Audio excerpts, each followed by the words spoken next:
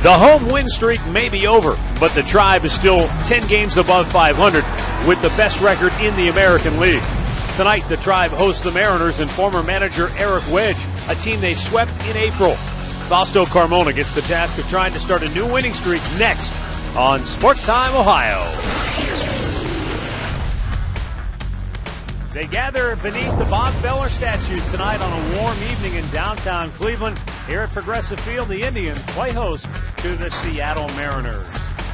Hi again, everyone. I'm Matt Underwood alongside Rick Manning. The last time these two teams met, the Indians swept the Mariners. They beat them with their bats and they beat them with their arms. The pitching staff only gave up a total of 8 runs in that 3-game series. And one guy that was very hot was Asdrubal Cabrera. If you remember, he led off a couple of games with home runs, gave them the early lead, and that's what propelled them on for the sweep. Hafner went deep in that series. There was one close ball game. It was the middle game of the series. It was a 2-1 ball game, and it was Doug Fister who pitched that game. But they got on their roll. They ended up having an 8-game winning streak before it was ended in L.A. But you can see, outscored them 20-8. The nemesis was the 4th inning for the Mariners in that series. Yeah, no question about that. Now, when you look at tonight's pitching matchup, Fausto Carmona is on the hill for the Tribe against Doug Fister, who did pitch very well against the Tribe. Our pitching matchup brought to you by the all-new Chrysler 200. Carmona, though, Rick, has really been something else in his last 3 starts. He has been very solid. Fister, guy that doesn't get any run support as far as the Seattle Mariners go. He is 2-4, but as I mentioned, he pitched a very good game against the Indians. Carmona has been pitching very well. In his last start, should have had a win in that ball game. Couldn't get it against the Angels, but when you look at his numbers over his last 3 starts, he has been very solid. So the Indians try to get back on the winning track tonight against the Seattle Mariners. And we're back with all the play-by-play action coming up next right here on Sports Time Ohio.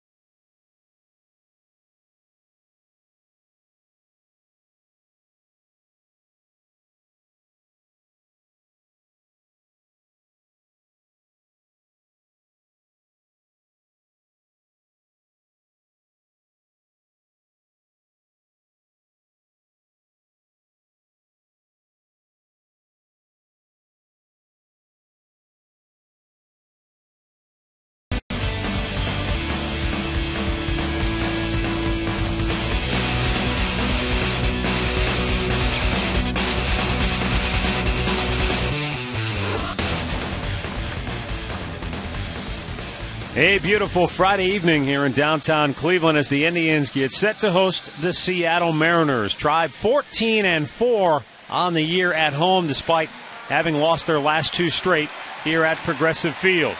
But in come the Seattle Mariners, losers of 5 in a row. They've fallen 5 games off the pace and are in last place in the American League's Western Division. Fausto Carmona taking the hill for the Tribe. He has been brilliant of late, 3-2, 2.22 ERA in his last 7 starts, that after giving up the 10 earned runs in his first start of the season. Eric Wedge back in Cleveland as a manager for the Seattle Mariners, back as a skipper for the first time since being let go after a long run with the Tribe. And the starting 9 for Seattle. Ichiro Suzuki will lead it off. Then it's Sean Figgins, followed by Justin Smoke. Jack Cust, Adam Kennedy, Carlos Peguero, 3 left-handed hitters in the middle. Then it's Brendan Ryan, Michael Saunders, and Chris Jimenez.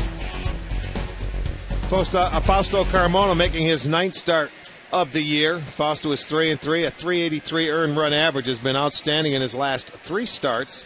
He has been very good in his career. This is his first start against Seattle this year, but in his career, he is 2-3. He went 0-2 against them last year, although pitched some pretty good baseball against the Mariners. Let's take a look at the Indians defense, brought to you by Pat O'Brien Chevrolet, saluting the men and women defending our country and watching on Armed Forces TV. In the outfield, from left to right, it'll be Kearns, Brantley, and Shue. It'll be Hanahan and Asdrubal Cabrera on the left side, Orlando and Laporta on the right side, with Santana behind the plate. The umpires tonight: Wally Bell will call the balls and strikes. Laz Diaz at first, Scott Berry at second. The crew chief, John Hirschbeck, is at third. Well, Rick, the Indians have done a terrific job in series openers all season long. 9-3 on the year, 5-1 in series openers here at home. And, of course, that one loss came in their first game of the year against the Chicago White Sox. Well, they were able to get the first one against Tampa, and then they lost the next 2. Yeah. And normally that hasn't happened this year. So, I like your chances when you can win the first game and you've got your so-called ace on the mound. You've got a team that's struggling, so let's see how Fausto does tonight. Carmona's wine, and tonight's first pitch popped him up. Shallow center. In comes Brantley. He's there in plenty of time. 1 pitch, 1 quick out.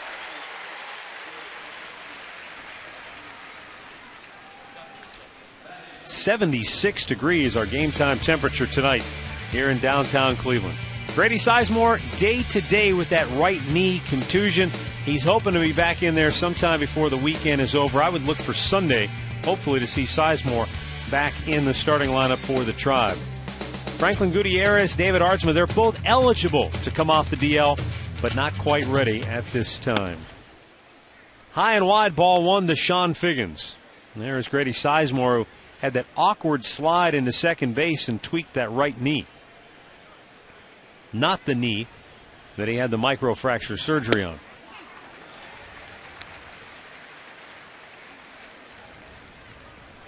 Figgins, a switch hitter, batting just .221. But if you can keep him off base, you're doing yourself a big favor. He already has 7 steals. Back to the mound. Fausto with a nice grab. 2 down.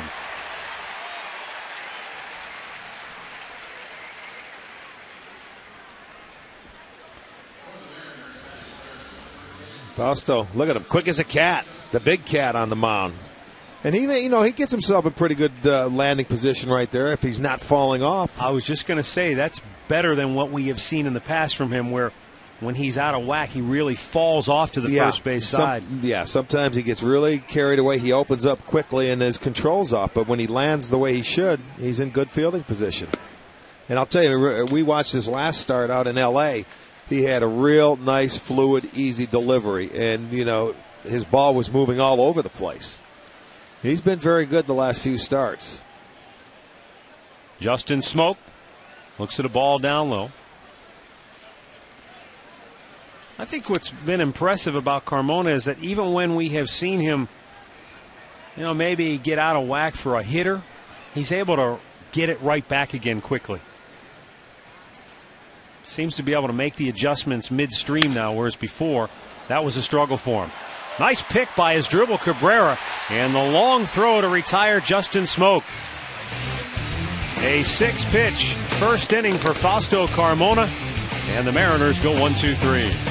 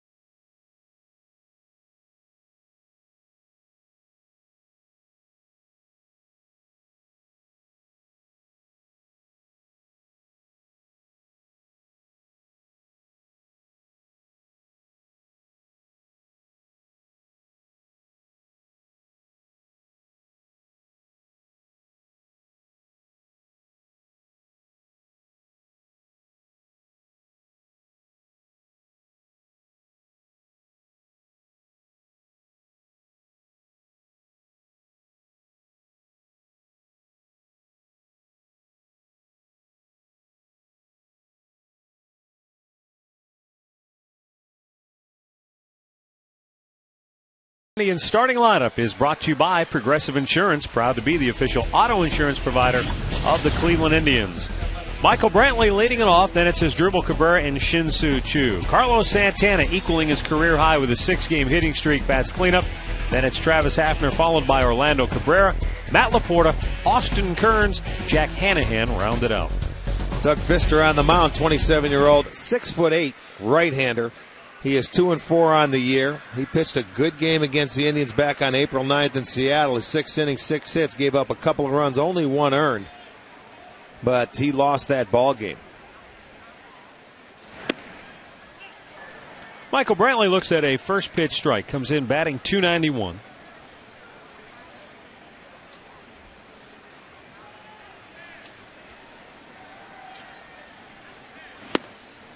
Chased one. 0-2. Brantley has hit in each of his last 3 games.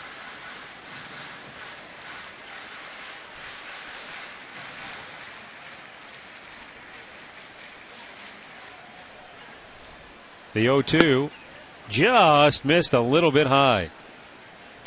Brantley, in addition to hitting in his last 3, has a knock in 9 of his last 11 games.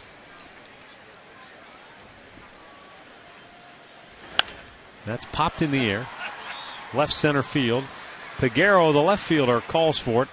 And that is out number 1. He dropped the ball when he was taking it out of his glove. Let's check that Seattle defense now that we have an opportunity. It's Peguero on left who made that play. Saunders is in center, Ichiro in right. And it's Figgins at third, Ryan at short, Kennedy at second, Smoke is at first, Jimenez is behind the plate. That defense is brought to you by Home Depot. More savings, more doing. That is the power of the Home Depot. Asdrubal Cabrera, batting .289 with 6 homers, 24 driven in. Fouled right back out of play. Asdrubal's hit in 5 in a row during his 5-game hitting streak. Batting at a .450 clip. And that's hit in the air to right field, but right at Ichiro Suzuki. 2 away.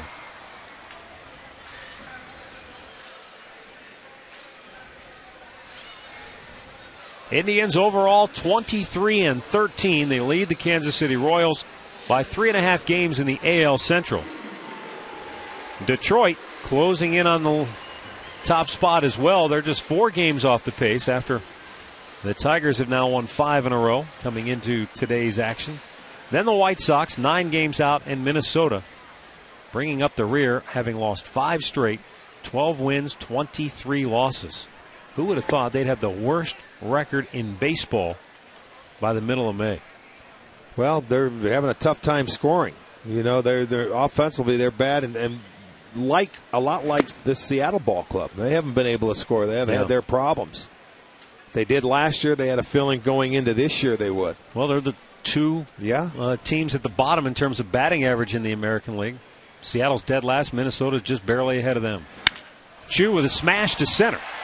Back goes Saunders. Still going back. He's out of room. It's out of here. Shin-Soo Choo, his 5th home run of the year, stakes the Tribe to a 1-0 lead in the first.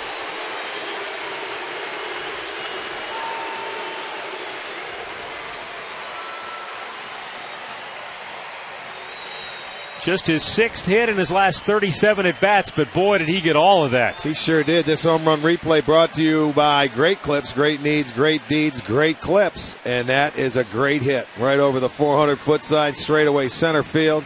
The Indians will take an early 1-0 lead. Remember now, when the Indians were out in Seattle, it was Cabrera that hit the first inning home runs and gave them an early lead. Now Choo comes back.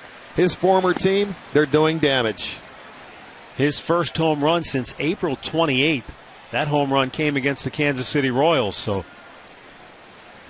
you know, that felt good for Choo to get himself back on the home run board and put his team in the early lead. Now Carlos Santana, who is starting to heat up offensively.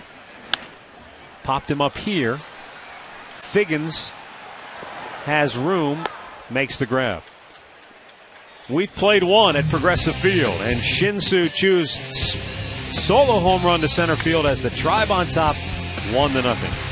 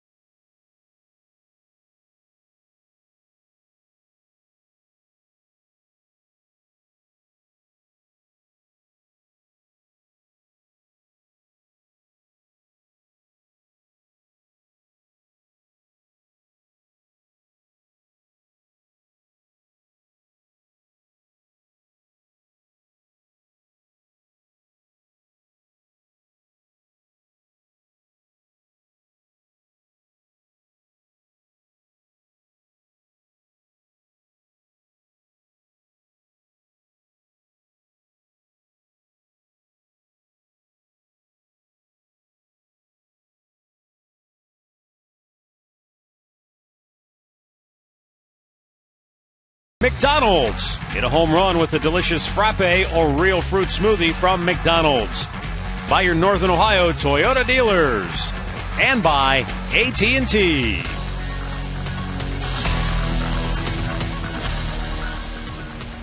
Indians with a 1-0 lead now as we go to the second inning. Jack Cust, the DH for the Mariners, takes a look at a strike.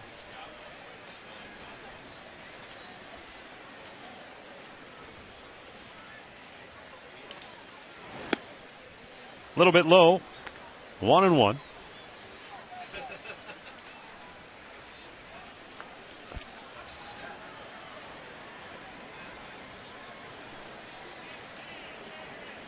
Carmona deals in for a strike and he gets ahead. Warm day here in northeastern Ohio. Almost felt muggy at times. Bring it on. Yeah. We'll take it. Now the 1-2. Straighten him up. There was certainly a threat of rain throughout the day, but it never really materialized. Maybe a few sprinkles here and there. But that's great news for those in attendance here tonight, and it looks like we are heading for a pretty good crowd. The 2-2 just missed full count. Folks still lined up at the gates, making their way into the ballpark here tonight. Well, it's Dollar Dog night. It's fireworks night. It's student half-price student ID night. And oh, by the way, the best record in the American League belongs to the Cleveland Indians. Jack Cust is out looking. One down here in the second. Eric Wedge in his first game back in Cleveland as a manager on the other side of things, and Arcady Witham has more on that story. Yeah, Matt, Rick, I had a chance to catch up with him before today's game. He said it was definitely weird when he was walking in. He had to force himself to go past the clubhouse and over to the visiting dugouts. He said he did have a chance to catch up with some of his former players, and it was great, including Shin-Soo Chu, who I also spoke with, and he credited his former manager in the reason he's here right now and the opportunity that he provided for him. And he said most importantly were the lessons he learned off the field, away from baseball, that he's been able to carry on through life, guys. All right, thanks, Katie. Carmona with the 1-0 pitch down low, 2 balls, no strikes. Well, you and I know Eric very well in his 7 years here in Cleveland. And he's a guy that has very, singleness of purpose when it comes to his job and the task at hand. Kennedy with a high drive, deep right field. Chu back. He'll have room, and that's out number 2. I don't know about you, Rick. I just got the feeling in talking to him today that You could tell it was a little awkward for him. Not that it's going to take anything away from what he has to get done in the series, but you could tell it was definitely strange. Well, anytime he managed here for 7 years, and the guy on his right is Carl Willis, his pitching coach here. Yeah, I mean, you feel weird. You come into this ballpark. This was your home. I mean, you had some great memories here. To go into the opposite dugout is really a strange feeling. He grew up in this organization, started in A-ball, hired by Mark Chaparro to manage his ball club, and has nothing but great memories here. So it is a strange situation. You can really relate to it. I mean, you spent, 8.5, almost 9 years here. And then go to the visiting clubhouse and you say, oh, my God, this is not right. Another good inning for Fausto Carmona. 6 up, 6 down, middle of the second. Indians on top, 1-0.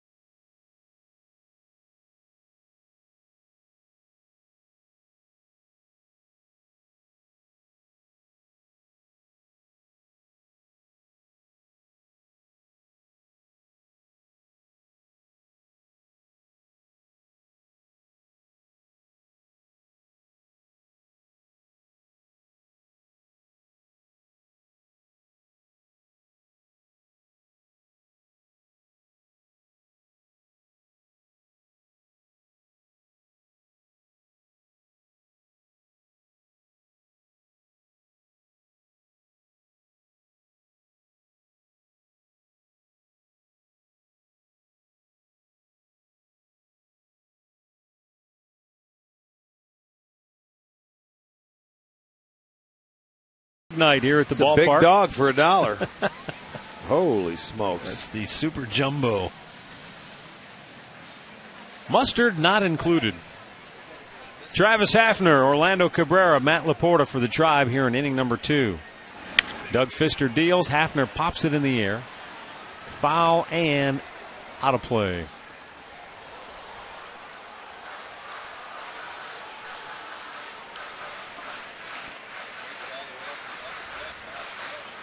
Hafner has hit in 11 of his last 13 games. But he's been able to at least get himself on base safely in 14 straight.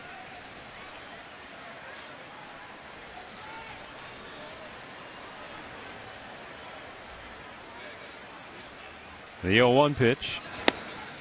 Missed in off the plate.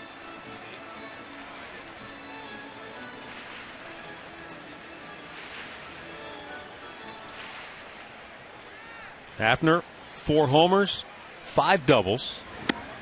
And again, he went inside, that time elevating it up and in. And now he's behind in the count, 2-1. Detroit out to an early 1-0 lead over Kansas City there in the second inning at Comerica. 2-1 pitch. And a good off-speed pitch had Hafner fooled. It count evens at 2-2. Yeah, good changeup. Seems like anytime Doug Fister's on the mound, the Seattle Mariners do not score. He has received 2 or fewer runs in 6 of his 7 starts. So, you look at it going into this series, you figure, try and get an early lead. Yep. They do have one. But, I mean, if you can get a little bit of lead early, and this Mariners team is a team that doesn't, hit a lot of home runs or score a lot of runs. Well, Doug Fister, Rick, is pounding the strike zone. 17 pitches so far, 13 have been strikes. He had a spell of 3 games back. Hit off the end of the bat up the third baseline. Tough play for Fister. Gets off the throw, but Hafner beats it out. Boy, tell you what, that was a pretty athletic play, wasn't it? For 6'8", I'll tell you what, that looked like a quick forward, small forward going over there to that line. He did. He went to his knees, picked up, and still was able to make a throw and get it very accurately to first base. When he went to the ground, I thought he was going to eat the ball. I did too. Off the end of the bat, I thought he was going to let it go. Look at the effort. Slides on his knee, and that's a terrific play for a big guy. For any guy. I mean, that was awfully close at first base. Yeah. He's called safe. It'll go as an infield single, but a very nice play and good hustle by Doug Fister. So the Indians with their leadoff man aboard now as Orlando Cabrera comes to the plate. He takes a first pitch strike. Orlando is batting .315 over his last 14 games. 12 of those he has had at least a hit.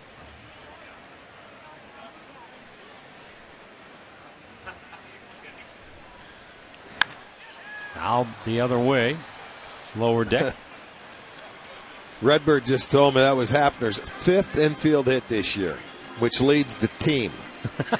We're going to have to put him in that leadoff spot when Grady's not there. We've got to talk to Manny about 5 that. infield hits and he leads the team. Well, that tells you they're going to be playing back. And well, that and if they put a shift on and those little squibbers off the end. Boy, those, you love those. But you're right. Now that I think about it, remember in Oakland, the play that Asdrubal got thrown out at home plate, that was technically an infield single, even though the second baseman fielded it about 10 yards out into the outfield grass. Never even looked at first base.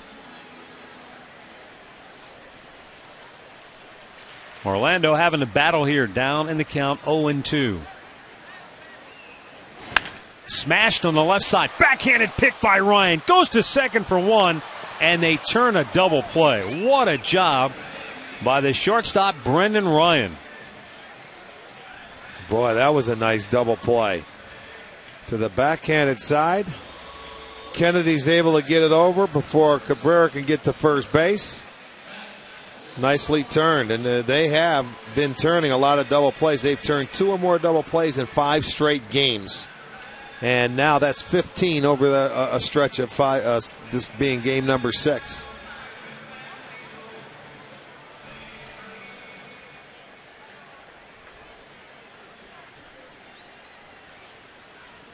Matt Laporta, a swing and a miss.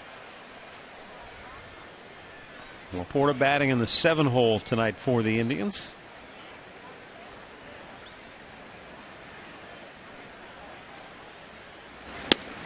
Checked on a ball that was outside. And the count even up in 1-1. Laporta has hit in 8 of his last 11. 3 of those have been multi-hit efforts.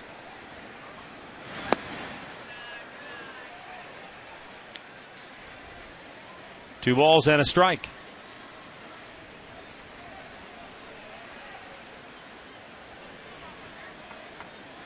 Fister with a 2-1. Back to even.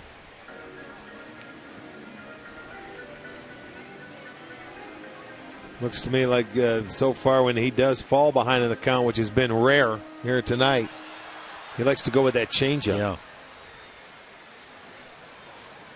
The 2-2. Fisted on the infield. Ryan has it, and the inning is over. 2 complete. It's the Indians 1 and the Mariners nothing.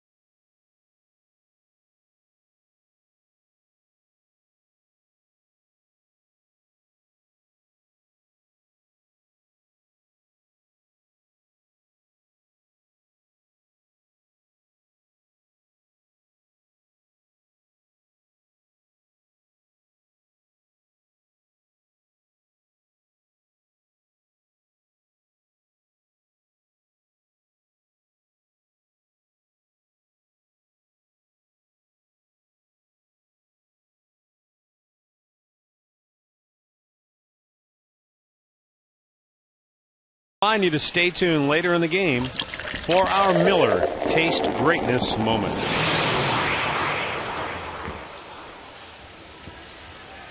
Bottom third of the Mariners order due up here. It will be Brendan Ryan, Michael Saunders, and Chris Jimenez.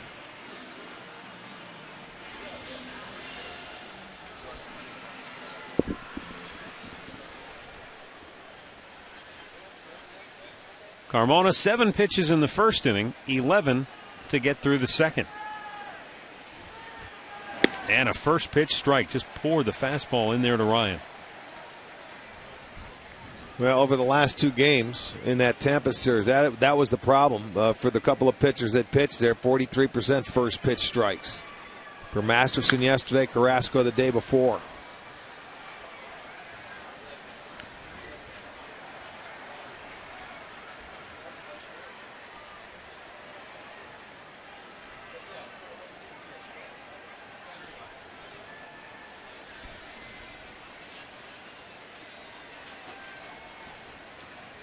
The 0-2 pitch swung on and missed. Carmona gets his second strikeout, 1 down here in the third. And we check in once again with Katie Witham. Hey guys, thanks. I'm over here hanging out with the Celia family and friends. We want to make sure that you know tomorrow we've got a ton going on, including the first Family and Faith Day. We've got a post-game concert with Reliant K. Hold on to your tickets because they will get you into the concert. You can get them for $8 right now. If you bring the whole family, groups of 25 or more can get tickets for $5. Log on to Indians.com to buy them in advance and get out here with us tomorrow. Guys. Thanks, Katie.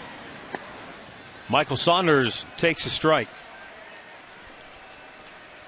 Rick, it seems like when you have a young pitcher who is able to get ahead, throw first pitch strikes, it doesn't necessarily lead to a lot of success because so many times with young pitchers we've seen it, that put away pitch isn't fully developed yet, so they can get ahead, but that strike 3 pitch, that out pitch isn't quite there yet. When you got a veteran guy like Carmona who's been around the block now a few times, when he's getting ahead in the count, that's a great sign because that makes it all the more difficult on the hitter. I would still rather see a young pitcher get ahead in the count so he doesn't have to pitch 2-0, 3-1 and have to groove one. You know, and then if they get hit, at least you take a little of the aggressiveness away. They're going to learn that strike 3 pitch and when to go at them. They say that this kid that's pitching on Sunday for Seattle, Michael Pineda, he's a strike throwing machine. He's 22 years old, and he has great stuff. Carl Willis told me that he knew going into spring training that Pineda had a great chance in terms of his stuff to be in the big league rotation. It was just a question of mentally, maturity-wise, was he going to be able to ready to handle, starting in the big leagues. And so far, he has answered all the questions. Yes, he has. Passed all the tests. Well, rookie pitcher of the month for April. We'll get a look at him on Sunday. 3-2 count for Michael Saunders here. Fouled away, stays alive.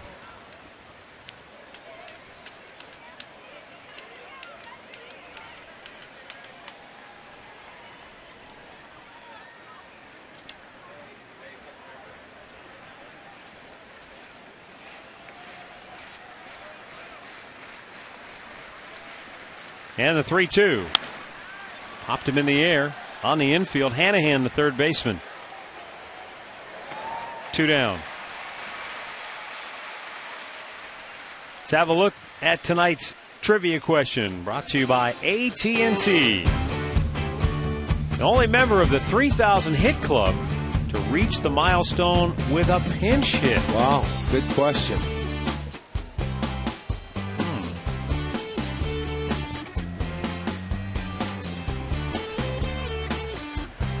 That's one of those ones, if you've heard it before, you would know the answer, but I don't think I've ever even heard that question before. You ever heard that before? You know what? I can't remember. Hanahan on the move takes care of Chris Jimenez. And Fausto Carmona has retired the first 9 Mariners in a row.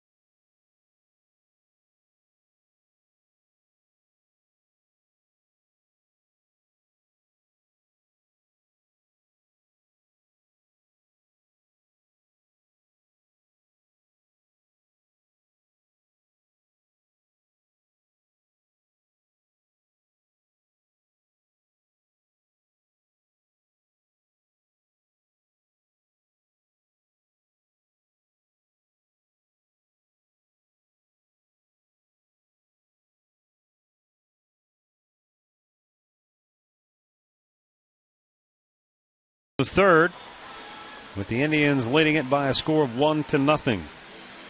Austin Kearns, Jack Hanahan, and Michael Brantley for the Tribe.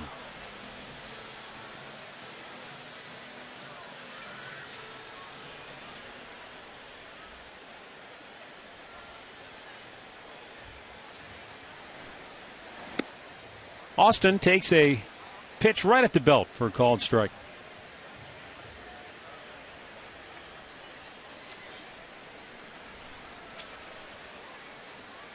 Kearns right back up the middle, off the glove of Pfister, and he can't get it out of his glove in time, and Kearns is safe at first. Boy, this guy has made a couple of terrific reactionary plays. He would have had him, but he just couldn't get the ball out of his glove. You know, now that I see him, I remember him in Seattle. He made about 3 great plays defensively. You're right. But this one fooled him. It was a changeup. He thought it was hit hard. You see him flinch back, and at 6'8", he's halfway to the plate anyway. But he knocks it down. He's able to run over and get that ball. He slides, as you mentioned, double clutch. That comes from rushing, and trying to do it too quickly. But it was a good effort again.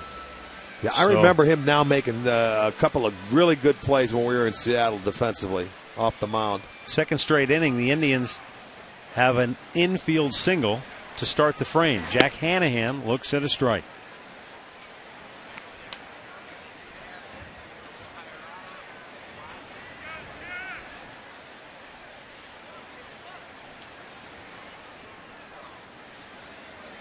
Hanahan on the 0-1 looks, it's up high. Jack was 1 for 8 in the 3-game series against Tampa.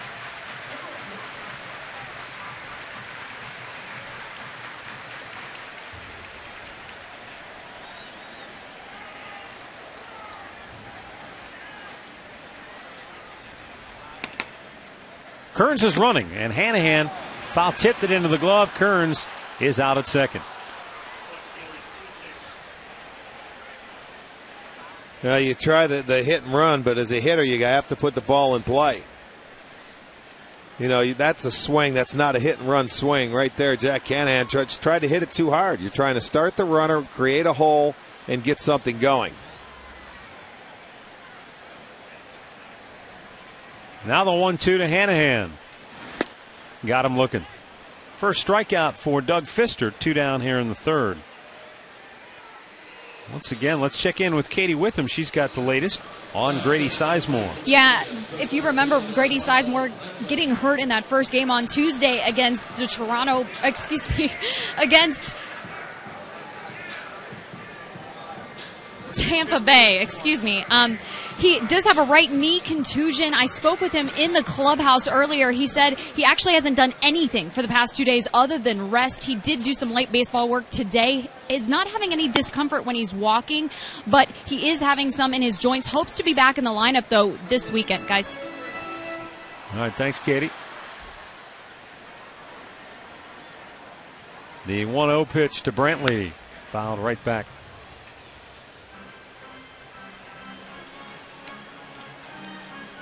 Well, the most important thing with Grady Sizemore is the way he plays the game. You don't want to put him out there if he's not 100% ready to go, because he only knows one speed. Yeah, you can't change that. 2 balls and a strike. He wasn't playing on an everyday basis anyway. Yeah, right. So he was playing maybe 4 games out of 5 and getting some days off and then another day off. So we're not even, we're at mid-May. So there's still quite a long way to go. And, you have to get other guys playing time. When you think about it, you look at the last few teams that the Indians played, Oakland, Tampa, the Angels, 3 of the best pitching staffs in the league. That'll shut down any offense. That's why they've been a little quiet here offensively. Brantley with a line drive, deep right field. Looks like it's over Ichiro's head, and it's gone! Just did clear the wall in right field. Michael Brantley with his 3rd home run of the year. Tribe's 2nd solo shot of the night, and they lead it now 2-0. Well, when you put a nice stroke on a baseball and you're strong enough, that ball will get out. This was a line drive. Michael couldn't have hit it any better. It's not a high towering drive. You hit the ball like you're supposed to, and it gets out of here. It's going to be our McDonald's I'm loving. It's a line drive that just gets over the wall, but it goes for a home run. So he put a good swing on it. His third homer, and the Indians will take a 2-0 lead. Bounces right on top of the cement out there and into the seats. Kind of reminds me of the ball Michael hit in Minneapolis at Target Field that looked like it was going to be at that time his first home run of the year, but it hit right on the corner. Remember that goofy? Yes, I do. They originally right rolled on the a home edge. run and then came back and overturned it. One more inch, it would have been a home run. That one looked like it hit right there at the corner, but carried over. 2 balls and a strike.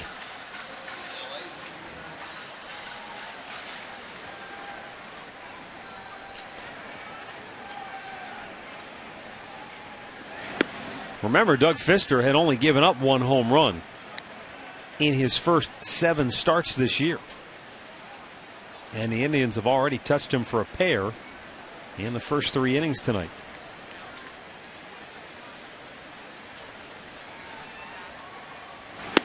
Swung on and missed. Full count. Not like the wind's blowing out. It's warm. The ball's carrying, but those balls were both juiced pretty good. The Indians, they just have had success in this ballpark hitting home runs, for goodness sake. When you look at them, that's their 32nd home run here.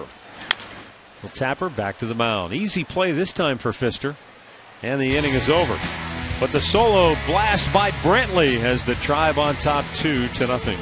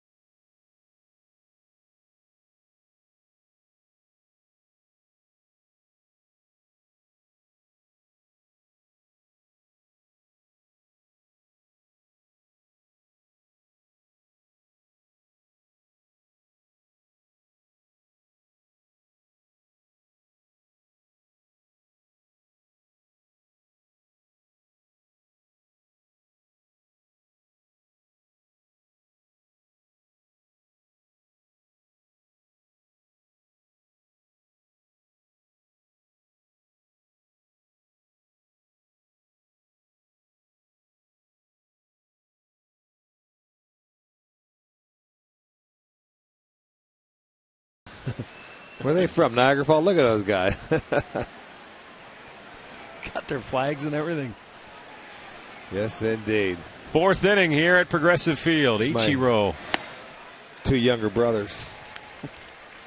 Daryl and Daryl? Yes, it is. Ichiro fly to center his first time up on a little pop.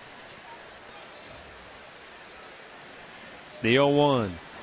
And he went after that first pitch of the ball game. You rarely see him do that. Yeah.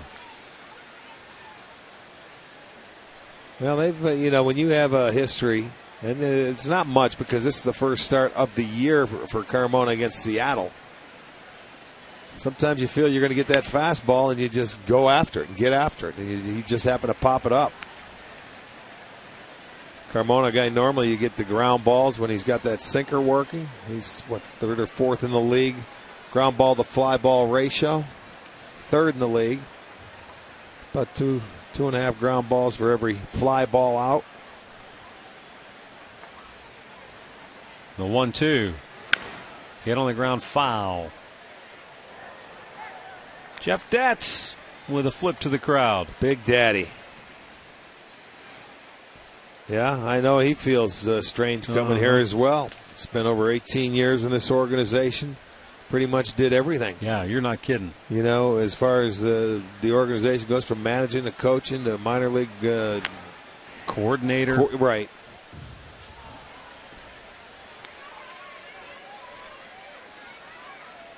Yep, spent a long time in the Indians organization. As did Eric Wedge, who you mentioned came up through the system. Robbie Thompson on his left, an assistant to Mark Shapiro for many years.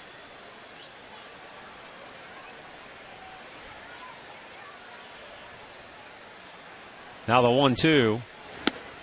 Up and away, 2 balls and 2 strikes. You know, I always felt that had to be tough when you've been in an organization, you know the kids, you've coached the kids, you know every player from top to bottom, and then all of a sudden you're gone, and you go to another organization, you got to learn it right from scratch, man. Start all over again. The 2-2 pitch. Missed inside, full count. Well, Eric Wedge was, for the most part, a no-nonsense manager here in Cleveland, and that has not changed. He put up with Milton Bradley's act for a while, but when he became too much of a distraction, Bradley was designated for assignment just recently by the Mariners as Ichiro draws a leadoff walk. That's the first base runner for Seattle tonight. Tonight's minor league report brought to you by Kia. Jared Head yesterday against Charlotte, 3 for 5, 2 doubles, 2 runs scored for the Clippers, adding 444 over his last 10 games.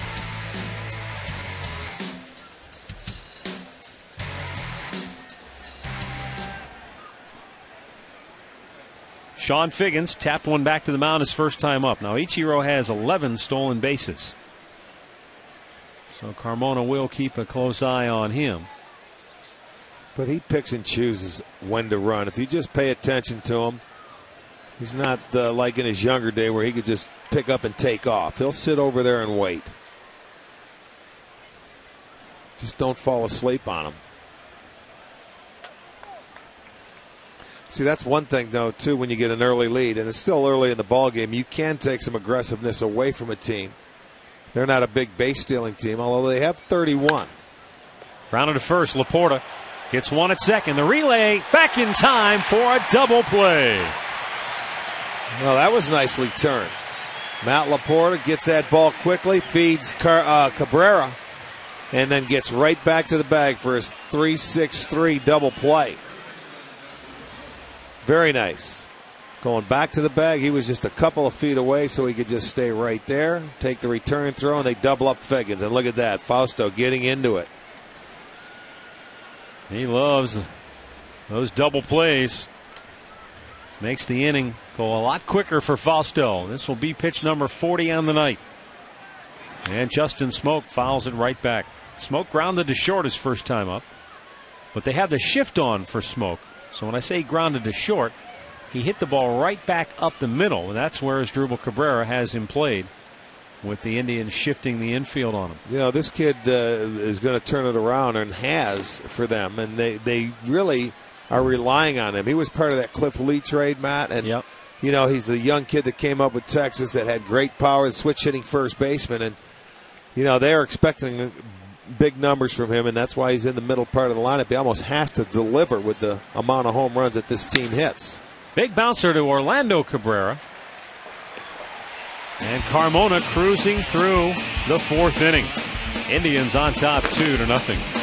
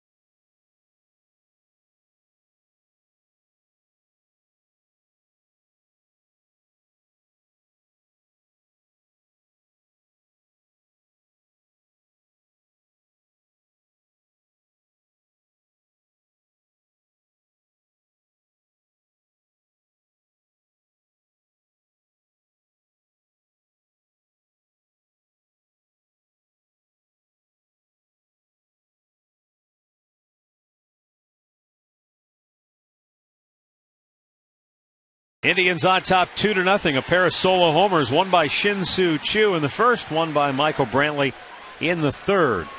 And it's Choo who leads off the fourth inning here for Cleveland. Well, the one thing about Choo in the first inning, that home run was on an 0-2 pitch. Second guy on the team to do it this year on an 0-2 pitch, and now he's going to try and bunt. But I was a little shocked. Tommy gave me the note entering today. There were 21 homers hit on 0-2 pitches in the American League. You know, so they get one today, and that 0-2 pitch is where you want to go to work. But that surprises me. It seems a little high, doesn't it? Yeah. Choo fouls it right back. Got him right where he wants him.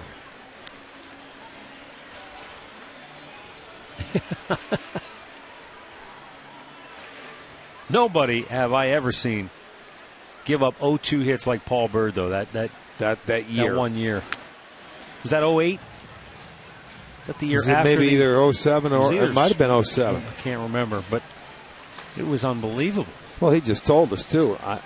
I'm going to throw strikes. Yeah, you know they're going to get their hits. What difference does it make if it's on an 0-2 pitch or a 3-2 pitch? And you just don't want to get hurt with an 0-2 pitch because pitchers work so hard to get ahead in the count. And maybe Rick, in his case, because at that point in his career he was never overpowering by any means. But that he was a guy who wanted hitters to get themselves out, I guess is my point. He was never going to be, at that point in his career, a big strikeout guy. I know what Carl Willis was trying to say is just don't make that 0-2 pitch too good. Yeah.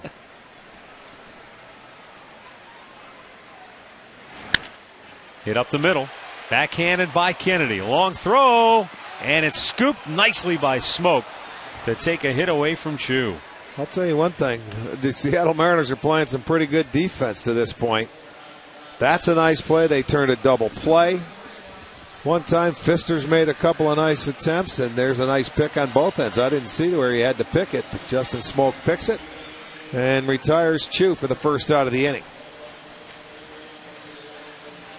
That brings up Carlos Santana. He fouled out to third base in his first trip to the dish.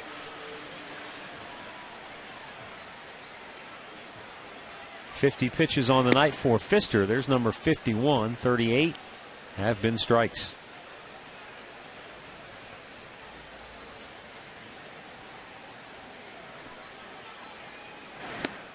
And there's that good changeup. Boy, he has had that at his disposal all night long, regardless of the count.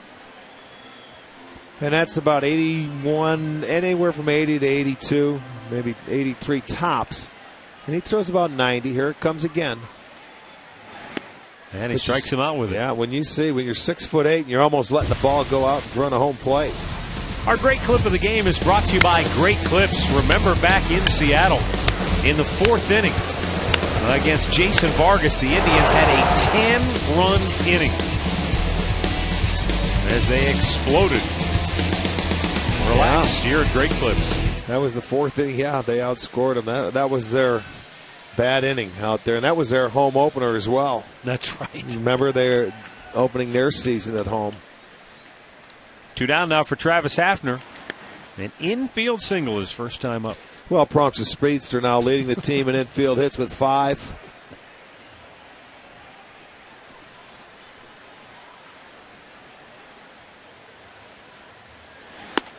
Hafner looked like he went around. He did, says home plate umpire Wally Bell. And it's quickly 0-2. Well, this guy does throw strikes, doesn't he? 42 of his 55 pitches.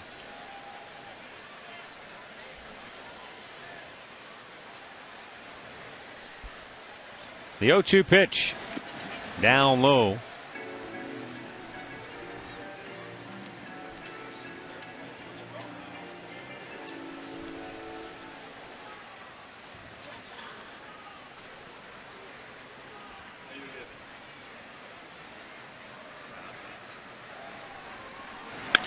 Hafner with a bouncing ball to second. Routine play for Adam Kennedy.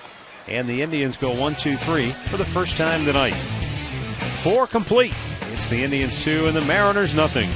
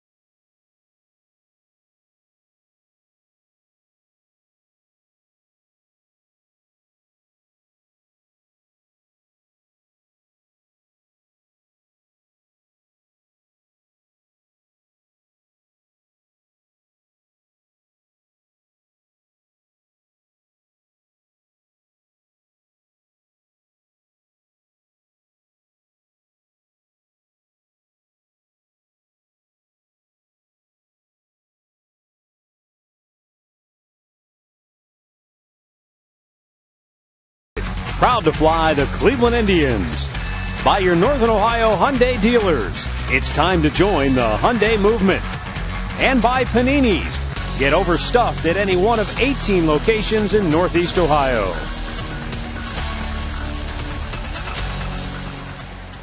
Fifth inning here at Progressive Field. And the Indians on top 2-0. Middle of the Mariners order here. Jack Cust, Adam Kennedy, and Carlos Peguero, the 4, 5, and 6 hitters. 43 pitches for Fausto Carmona, 27 for strikes. 10 first pitch strikes, 7 ground ball outs.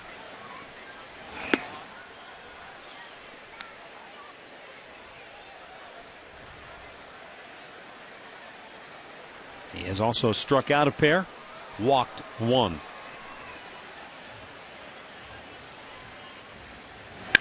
Ground ball into the teeth of the shift. Orlando Cabrera fumbles with it momentarily, but able to retire Cust for out number 1.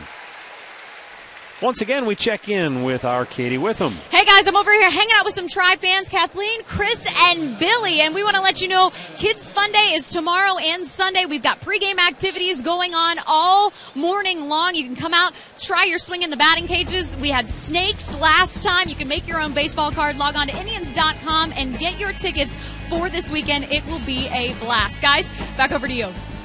All right, Katie.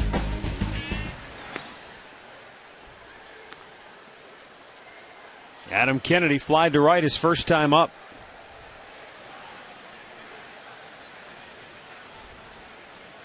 Does sound like a blast, all except for the part about the snakes. Oh, man. I saw a bug here the other night, and I was thinking about you. I said, if you were here, you would have been out of the booth. It might be that spider that's up there in the corner over there where you sit. It tends to repel from the ceiling every once in a while.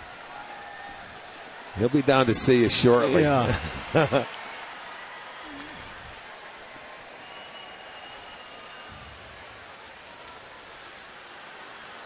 Fausto Carmona locked in here tonight. The 2-0 to Kennedy. In the air, right field, Chu grabs it, 2 down. Back to the studios we go for an in-game update. Here's Al Pawlowski. All right, Matt, Rick, let's go to Detroit where the Royals taking on the Tigers. And Detroit on the board first here in the first inning. Austin Jackson with the leadoff homer. His third of the year, 2-0 Tigers. Justin Verlander on the hill, and he's got a no-hitter through 4. Back to you. All right, thanks, Al. Carlos Peguero grounded to second his first time up. Hits this in the air deep. Right field and gone. There goes the no-hitter. There goes the shutout. And the Mariners are on the board. Tribe's lead is sliced in half at 2-1. Well, he hit that ball hard. He got all of it. The 5th home run given up by Carmona. And Peguero in the minor leagues, he was a big home run hitter. He had 31 homers in 2009, 23 last year. And I'll tell you what, that ball jumped off his bat here. Boy, that would look like a changeup, middle of the plate, and he knew what to do with it.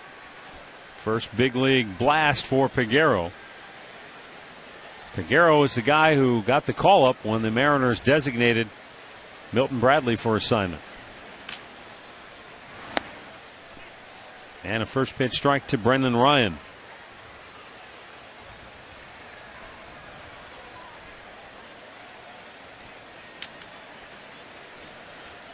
So again, it's a game of long balls. Indians have 2. Seattle just got on the board.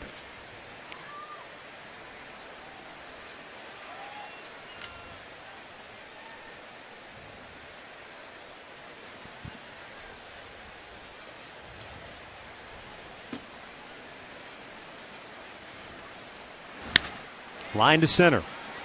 And Michael Brantley with the head-high grab ends the inning. We go to the bottom of the 5th.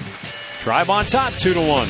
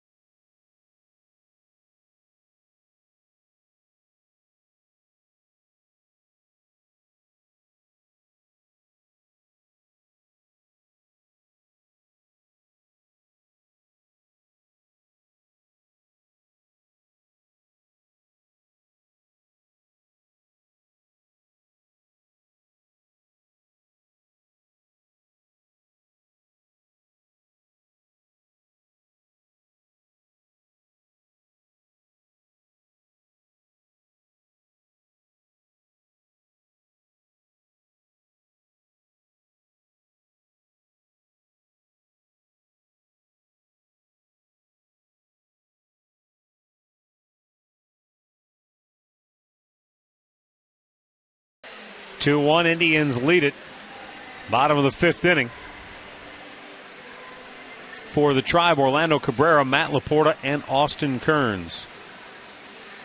Say, the way Carmona was pitching, I had just started to let myself think, yeah, maybe he's got no-hit kind of stuff tonight. And then, bam, Carlos Picaro launched a home run. Yeah, a little too early to start thinking about that. Yeah, I agree. You know, when you're talking about the 4th or the 5th inning. But, you know, maybe another inning or more. Now a line drive by Cabrera to center field, and that's tracked down by Saunders. 1 down. Time now for our game recap. It's brought to you by your Northern Ohio Toyota dealers. Shin-Soo Choo's first inning solo homer put the Tribe on top 1-0. Michael Brantley followed suit in the 3rd. 2-0 Tribe. Stayed that way until the 5th when Carlos Picaro hit his first Major League home run. First hit allowed by Carmona in the game, and that's where we stand. Find out about more than 30 Toyota offers now at buyatoyota.com. So Choo and Brantley have provided the Indians offense with its only run so far tonight.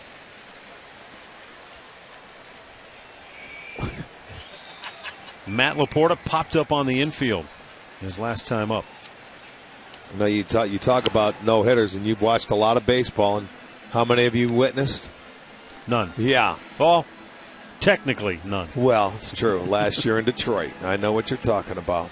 Yeah. Officially, none. The 1-1 to Laporta down low. This scoreboard update brought to you by your Northern Ohio Ford dealers and the all-new 2012 Ford Focus. Ford, drive one. 2-1. Pfister can't get that one. Barehand grab and throw by Ryan to retire Laporta. So that'll go 1-6-3 on a terrific play once again by Brendan Ryan. I was going to say he had to be 6'9" to catch that. He'd be the only pitcher in the league that could at least get leather on it. But even then, Ryan was able to come in and make the play. Laporta tops it out in front of the plate, right off the edge of the glove. Barehands it, still has time to get Matt Laporta. Good play. 2 down now for Austin Kearns, who had an infield single his first time up.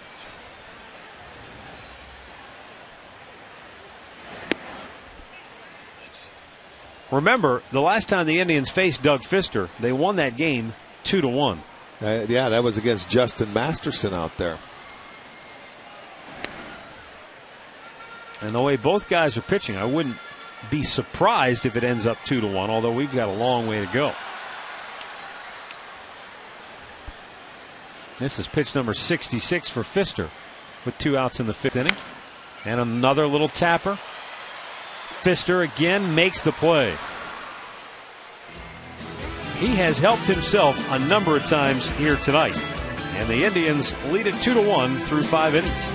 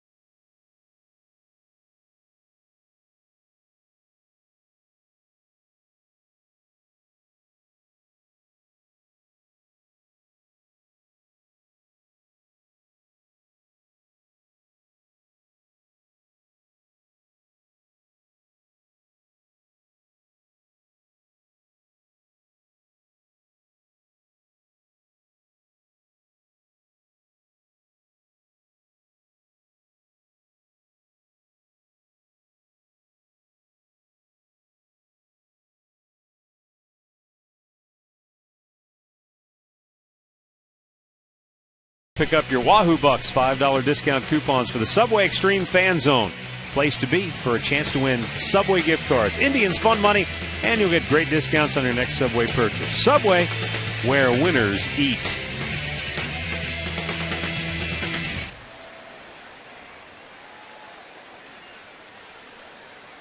Sixth inning here at Progressive Field. Michael Saunders leading it off, and he fouls it back. 13 of 17 first pitch strikes tonight for Carmona. Pfister, 14 out of 17. So these guys have been dialed in, both of them. Yeah, that's why we're in a nice 2-1 ball game here. 3 solo homers. That's it.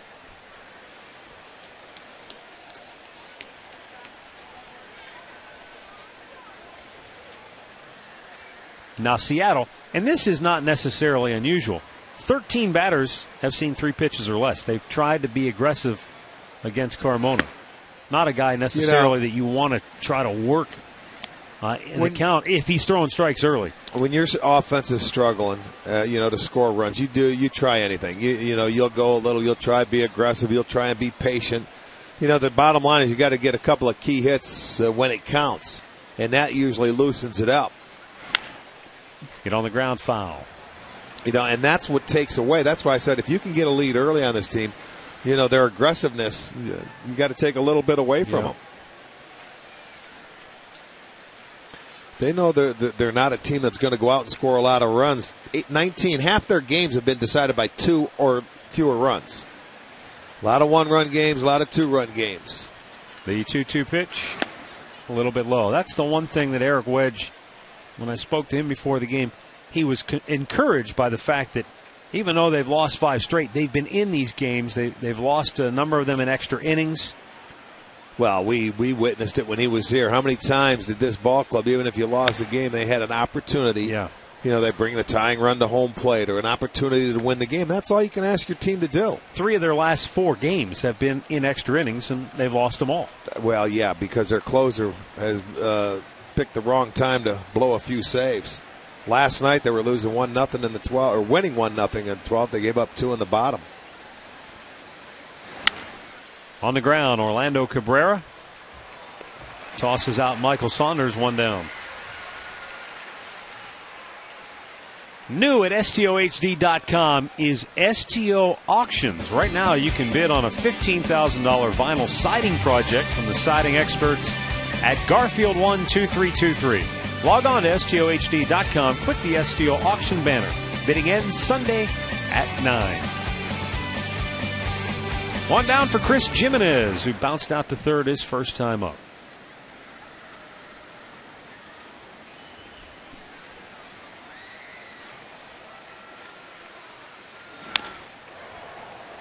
In addition to Jimenez, and of course, as we've already mentioned, Eric Wedge and Jeff Datz, Robbie Thompson, Carl Willis, the Indians connections, Chris Chambliss, too. Yes. Their hitting coach was the Indians' Rookie of the Year back in 1971. 40 years ago. This is the 40th anniversary. In the hole. Cabrera, long throw, and he got him! Oh, baby! As Drupal Cabrera with a perfect throw, flying in the air, going away from home plate to retire Chris Jimenez. Well, he has been so consistent this year, and he took his time going to his right. He's in the hole. He knows who's running. Jumps up, and I mean accurate, right on the money. Great play. Nice throw. Fausto says thank you. See, that pumps your pitcher up when you make a defensive play like that. Ichiro Suzuki fouls it away. When these guys, they're pitching like they are, throwing strikes, these guys are ready, man. Sure. They play. You see great defense made when you have pitchers throwing strikes. We witnessed it last year, Matt, where there was, falling behind or throwing too many pitches. You walk guys, your defense gets on its heels, you make errors. Strike called. Ichiro was bailing on the pitch, and it's quickly 0-2. That's a pitch that Carmona has thrown a lot this year that he's having a lot of success and against left-handers. That little comeback fastball, because he's been able to control his changeup, so he starts it at their hip and it breaks in for a strike. Hit on the ground. Routine for Orlando Cabrera. And Fausto cruises through inning number 6. Indians on top 2-1.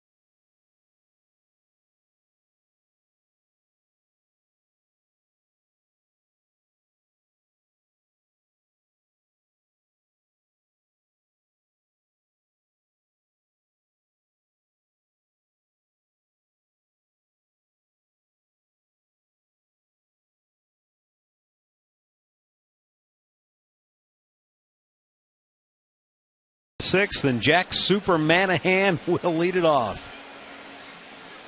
And then Michael Brantley and Asdrubal Cabrera for the Tribe. Hanahan called out on strikes his first time up. Okay. Checks on a ball up high. Fourth of 9 meetings this year between the Indians and the Mariners. Seattle will come back to Cleveland again in August.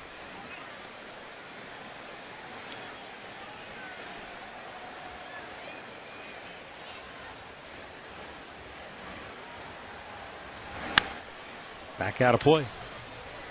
Let me send out our birthday wishes tonight. Virginia Moore of Oregon, Ohio, turning 93. Virginia, happy birthday to you. Jim Carey of Rocky River is 92. Happy birthday to you. Chris Lancey turning 24 in Cleveland, Ohio. And Ron Andexler is celebrating his 80th birthday tonight in North Royalton. He skipped school back in 1948 so he could attend the Indians' victory parade after they won the World Series. I wonder if he got caught. Remember how you used to have to call in? Yes, my son's going to miss school today.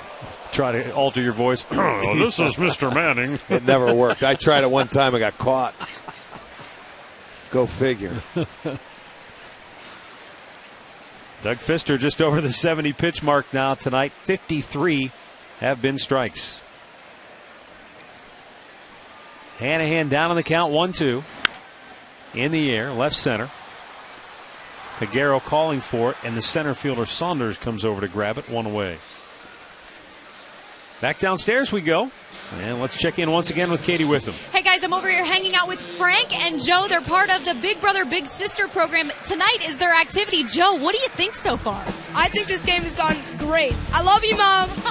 We want to get you and your family out here. The KeyBank Grand Slam 4-pack is the perfect way to do it. Log on to Indians.com. You can get 4 tickets, food, 4 Indians baseball caps, and parking. Everything you need. Come on out and see us. Guys, back over to you. All right, thanks, Katie. Michael Brantley looks at a strike. Brantley blasted a ball in the 3rd inning. A line drive that just did clear the wall in right field for his 3rd home run of the season. 1 ball, 1 strike.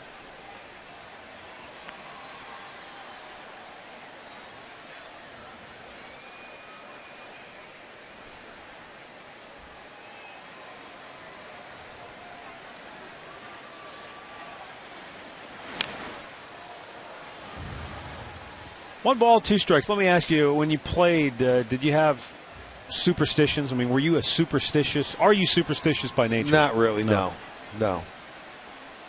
I just wonder how many ball players in this day and age are. You know, this being Friday the 13th is the reason I bring it up. 1-2 pitch hit in the hole. Nice stop by Smoke. And a good feed for out number 2. All right, let's get the answer to our AT&T trivia question tonight. I think I have a sneaking hunch that this is a Redbird special. Well, I got to go with Stan the Man. Yep. May 13th, May 1958. 13th. Yeah, but was it a Friday, Mike? Redbird. I know you'll find. I'm just kidding. I was just kidding because it was the 13th. Well, it would have to have been a Friday the 13th for him to pinch hit in a game. Well, it was a Thursday, as a matter of fact, or Tuesday. He said. Redbird tells me that the reason that he wasn't playing, the reason that he ended up pinch hitting, is because the Cardinals held him out of that game. They wanted him to get the 3,000th hit back home in St. Louis. I got you. But they needed a hit late in the game. So who else to call upon? Go figure it out. Best laid plans. I got something for you on the 13th, Friday. I'll tell you later. Adam Kennedy takes care of Asdrubal Cabrera. Indians go in order, and that's 10 in a row retired by Pfister.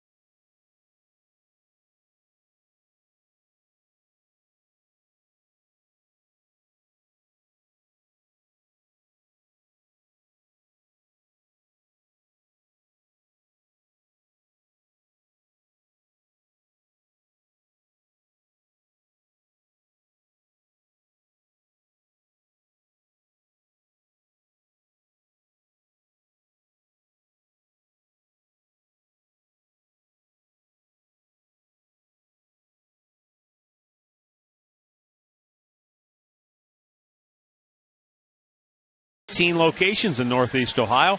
Visit PaninisGrill.com for a location near you. Well, we go now to the 7th inning here at Progressive Field. The Indians on top by a score of 2-1. And what else is new? It's another well-pitched game on both sides. Fausto Carmona has 11 ground ball outs. Doug Pfister has 9 ground ball outs. So they've combined for 20 ground ball outs out of the 36 total outs in the game. That pitch count for him spectacular. He's given up 1 hit, and it's cost him a run. And there's the second hit of the night for Seattle. Sean Figgins blasting it past Matt Laporte at first, and the Mariners get their leadoff man aboard for the second time tonight. Well, they're trying to get aggressive because they realize Carmona's throwing strikes early. This ball gets past a diving Laporte, and that's what happens when you can bunt. It brings in the infielders to at least the corner of the bag on the infield, and he's able to slap it by him into right field.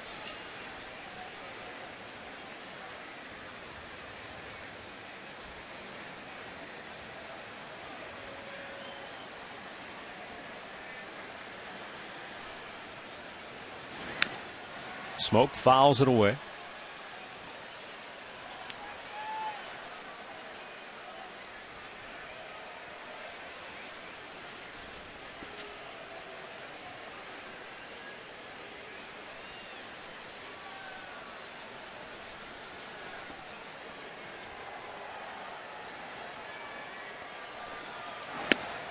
Snap throw to first, and Laporta did a nice job to reach back and grab that ball. Otherwise, it might have gotten all the way into the right field area. He saved it. Yes, he did. He saved Santana from an error. I don't think Cabrera would have got to that ball. I don't either. That is a beautiful play, trying to throw behind. You see he was on both knees, and that's awfully tough to do. That ball would have been in right field. Mm-hmm. Would have cost him a base. Want to keep that double play. Well, there's no reason. That's a tying run, man. That's a tying run unless you really want to throw over there, and he's getting off so far. You don't want to give up an extra base now, late in the ball game. Got to be 100% sure. A little bit outside, 2 balls and a strike. By the way, we were talking about Friday the 13th as we went to break. I didn't realize we played Seattle last year on Friday the 13th in August. Did we? With Seattle emerging with a 3-2 win. The Indians also played Seattle in the ALCS back in 1995 on Friday the 13th, and the Mariners won that game in 11 innings, 5-2. I remember my first year doing them all year back in 1990. We did a game out in Seattle. It was Danny Coughlin doing it, and Elvira was on with us on the air. They had her out as a special presentation out in Seattle. Mistress of the night. Yes, she's still around? God, I don't think so. That was 1990. No. Only on Friday the 13th will she come out. She's going to be out tonight somewhere down in the flats. No, probably West Hollywood.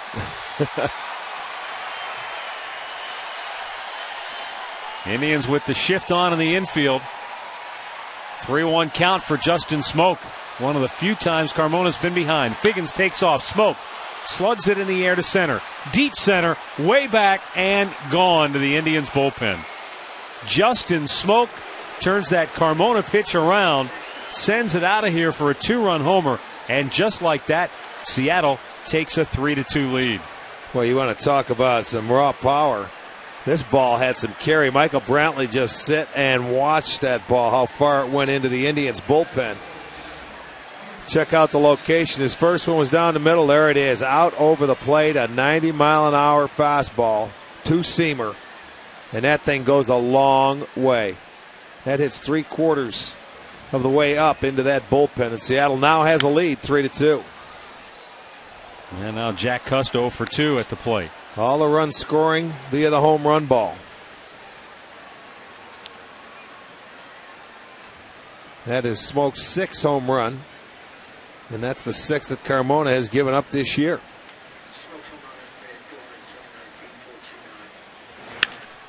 That's drilled deep to left field. That's over Kern's head.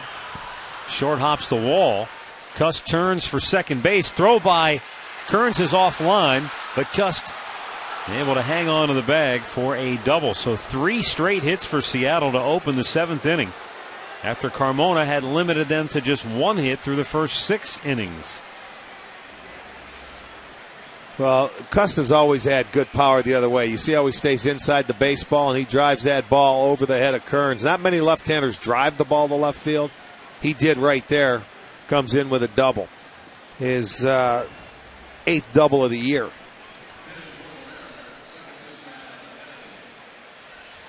For Seattle, you talk about that. Now they're going through the 3rd time through. 6 straight Seattle batters have swung at the first pitch off Carmona. Well, now here's Adam Kennedy. And at the very least, he's just trying to get Cust over to third base. Yeah, still nobody out. He slaps it foul. Make it 7.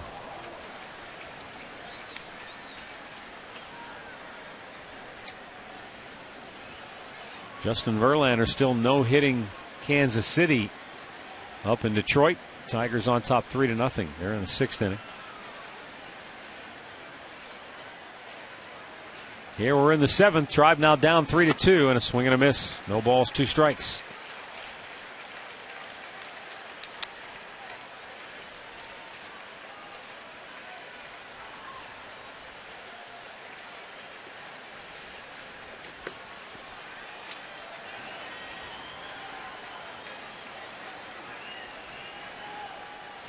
Two-strike pitch is bounced to first. He gets the runner over to third, so he does his job. Laporta tags the bag, 1 away. And let's go back to the studios for an in-game update with Al Pawlowski. All right, Matt, let's get an American League East update. Tampa Bay, Baltimore, bottom of the second inning. Matt Joyce stays hot. It's a 2-run homer. The only runs tonight, 2-0 Tampa in the 6th. Boston, New York, Adrian Gonzalez's solo shot is 8th of the year. 2-0 Boston over the Yankees in the 5th. Back to you, Matt.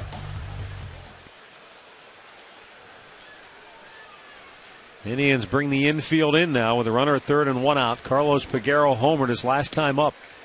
And Carmona spins him out of the way.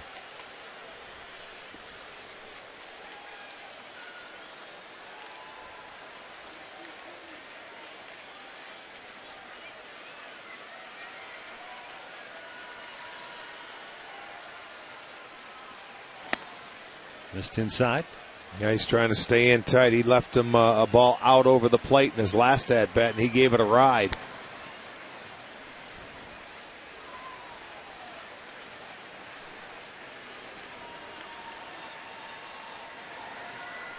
Not very good speed at third base, so they can play, a few steps back behind the grass as far as the infielders go. It doesn't look like Carmona wants a whole lot to do here. Well, that's a big man. Peguero listed 6'5", 240. Well, you've got Ryan, the right-hander, on deck. Set you back up for a double play, too.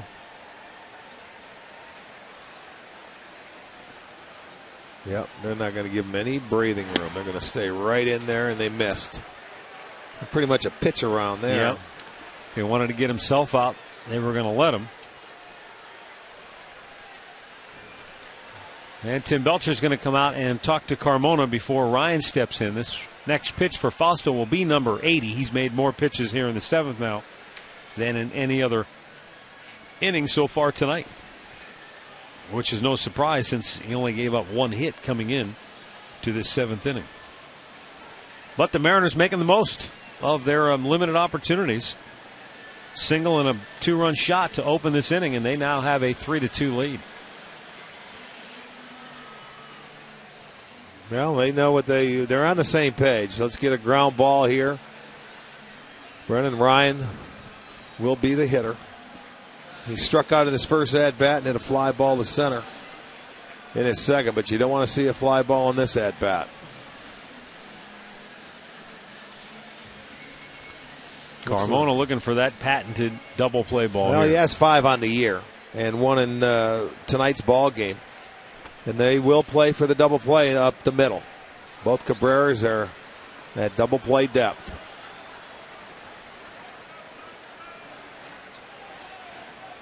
Hanahan in on the grass at third. Carmona coming off to check. Do you think, would Eric Wedge ever try a squeeze play in this situation? We never saw it here in 7 years. I don't think we're going to see it here. I mean, the way they've struggled to score this year, one thing you wonder about, I guess. I don't know. This Ryan, if he can bunt, he was a Cardinal, but I don't think, I mean, we had times he just never squeezed a whole lot. And you have to have the right players in the situation. You don't have I'm not saying he's a bad base runner, but not a very fast, which you don't have to be. It's all technique when you're putting the squeeze on.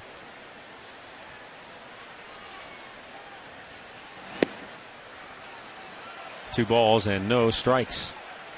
Well, the other reason I ask is because Carmona's on the hill. I mean, if there's a guy you would want to maybe try a squeeze play against when your offense has been struggling, it would be this guy to stay out of the potential double play. Well, you got to trust your batter because his ball moves all over the place. But Ryan leads their team in sacrifices with 5. So this is the hitter. If he's going to do it, he would do it with, I would think. And to this point, he hasn't done anything. The 2-0. Hit on the ground. Backhanded stop by Cabrera. No play. And Ryan with an infield RBI single. It's a 3-run 7th for the Mariners. And they now lead it 4-2. Ryan's 9th run batted in on the year. Well, he got his ground ball, but he fell behind, so Ryan was able to cheat a little bit. Found a little bit of the hole over there at short. So it's a big inning.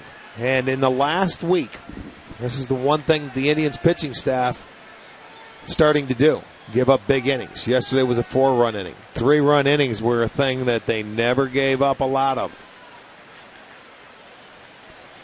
They had 10 coming into this homestand, and I'm thinking they gave up 4. Good stop by Santana. This being game number 4, they have given up already 4 innings of 3 runs or more in an inning. They were so good at that earlier in the year. When you give up big innings, boy, it's awfully, I mean, you got to find a way to come back. Tony Sipp up now in the Indians bullpen.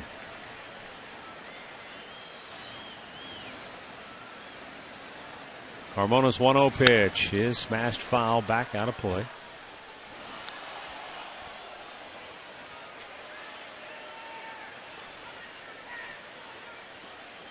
There you see Sipp getting loose. Still only 1 out for Seattle here in this 7th inning.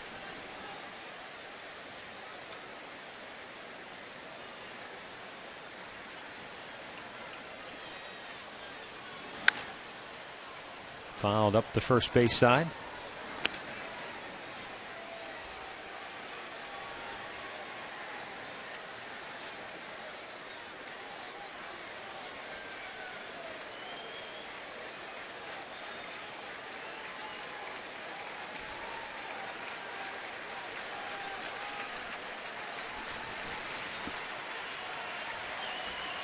Carmona ready with a 1-2. In the dirt again, and Santana with a sliding stop.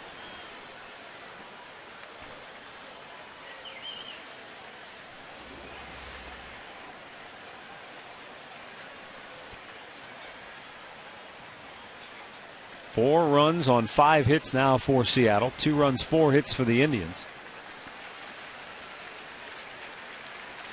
Carmona with 2 on and 1 out. 2-2 pitch.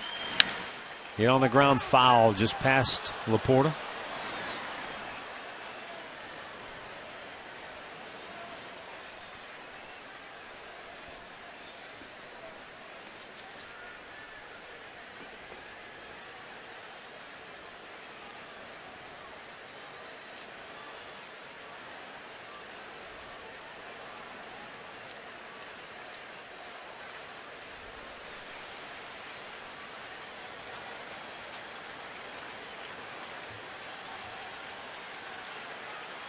Now the big right-hander ready with a 2-2. And it's in the air to center. Brantley racing back. Makes the catch, hangs on. Runners have to retreat. That ball snow-coned in his glove. And he had to go a long way to track that down for out number 2. Well, that ball, I don't know if it fooled him right off the bat. Then he had to get on his horse, and he made a catch, and it was like a snow cone. He kept it in. It was a nice running catch. But that ball had a little carry as he breaks back and then realizes it's really going back. And look at that. That ball went into his glove. He sees it, eyes it, and watch it try to slide out. But no, sir, he's got that glove trained to catch that ball right at the end. Look at, he can't believe it. I hit that ball great. Nothing to show for it. 8th man to bat in the inning is Chris Gimenez, 0 for 2 tonight.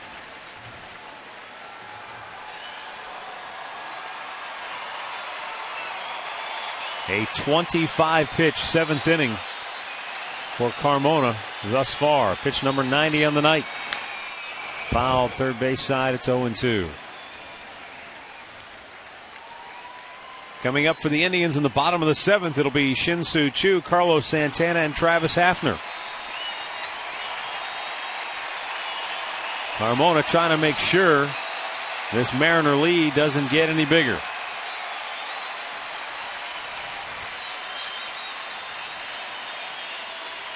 Right-hander ready, the 0-2. Popped him up.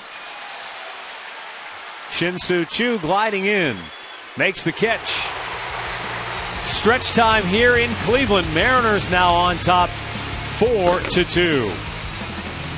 Time now for the Cleveland Clinic 7th inning stretch. Indians fans, it's time for you to get up and move it.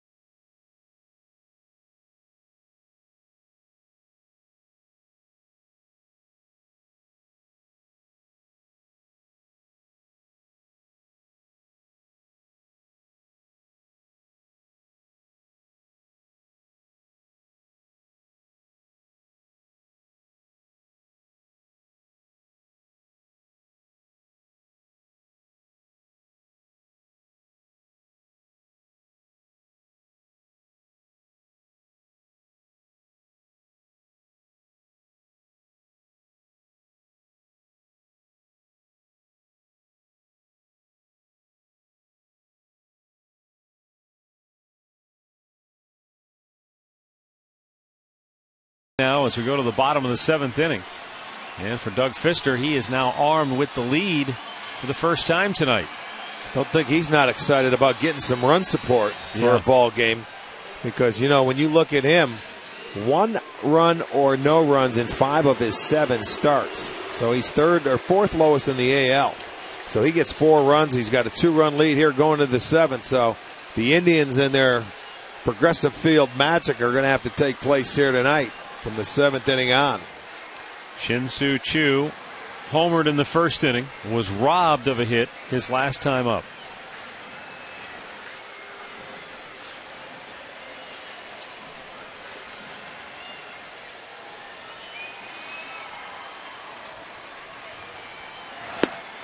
The Indians already have 3 wins this year when trailing after 6 innings.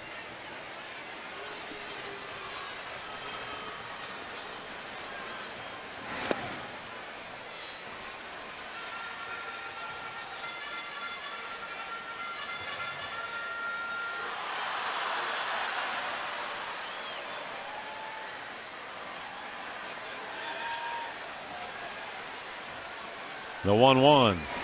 Choo chased it, and now he's down on the count of ball and 2 strikes.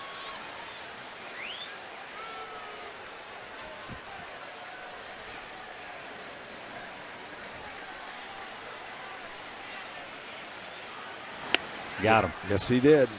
3rd strikeout for Fister. 1 down here in the 7th. Well, the Indians Music Festival taking place June 11th. It's a Saturday here. Brad Paisley, Blake Shelton, Jared Neiman, 7 other artists will be here at Progressive Field. And now through Sunday, get 2 field seats for just $120. 2 of the best seats in the house for just one great price. Get your tickets now at Indians.com.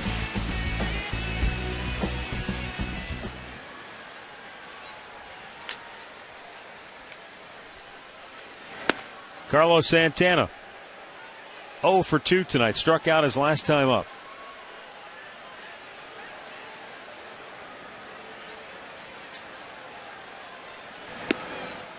Man, he's down on the count quickly, 0-2.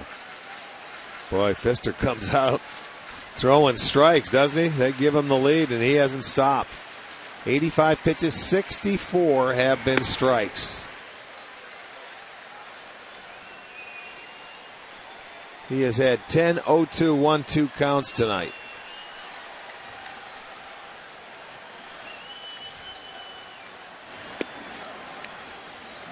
Two balls, 2 strikes. 1 down here, last of the 7th. Big crowd here at Progressive Field. The 2-2. Inside, full count. They have filled in all around the upper deck tonight, hoping to see an Indians come from behind win here this evening. The 3-2. Ball 4, and the Indians will bring the tying run to the plate now here in the 7th in the form of Travis Hafner, which brings us to our Miller Taste Greatness moment.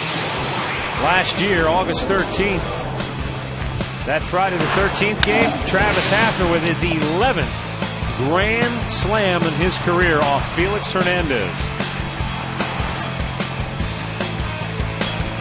That was in that game where they had 2 outs and they made that little error and they kept the inning going, where he was safe at first base and they ended up having a huge inning. Yes, indeed. That grand slam for Hafner, I don't think that was August the 13th. That was August the 16th. Yeah, that was the Sunday, the day game. He's 2nd in club history now, behind Manny Ramirez, in terms of grand slams. Oh, he had a big rip there, fouled it back. 0-1.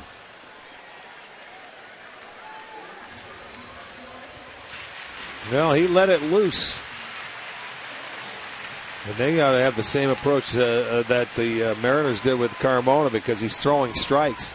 Matter of fact, before the Santana walk, Carlos was down 0-2 in that count and drew the walk to get on base. So it brings a tying run to the plate. Up high, 1 ball, 1 strike.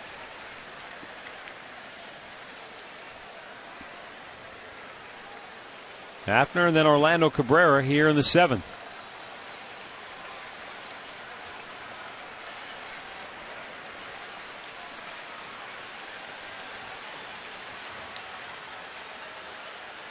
Pfister's 1-1 pitch at the knees for a strike.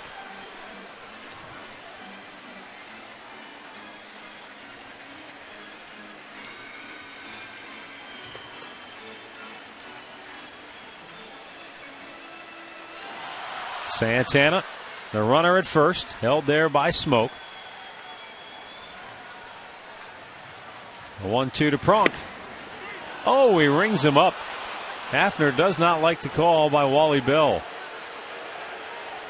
And that is out number 2, 4th strikeout for Pfister. He runs that little cutter or slider in on the hands of the left-handers, and I'm telling you, it's a perfect pitch. Boy, it's a tough one to hit. You're looking away, but he's been in there a couple of times. Hafner thought it was in off the plate. He didn't like the call, but he has made it a couple times tonight. 2 down now for Orlando Cabrera, who is 0 for 2. And a swing and a miss.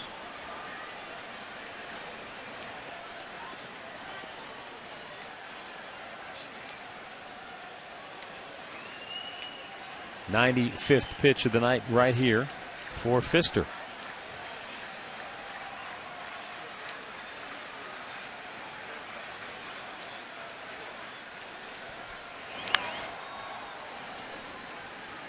No balls, 2 strikes.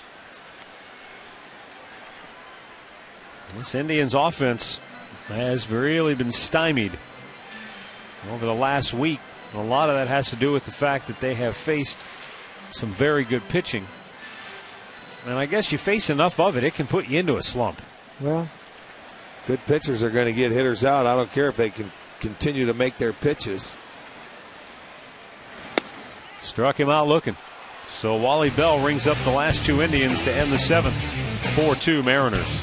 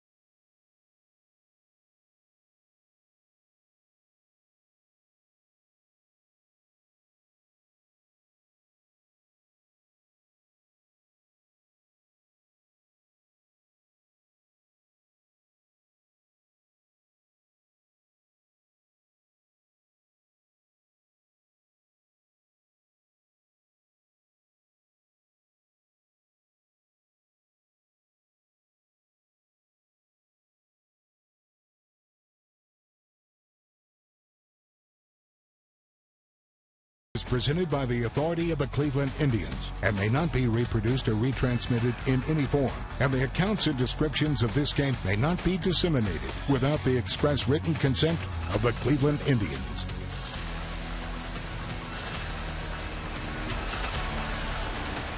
Eighth inning here at Progressive Field. Ichiro Suzuki leading it off for Seattle. He is 0 for 2 with a walk tonight.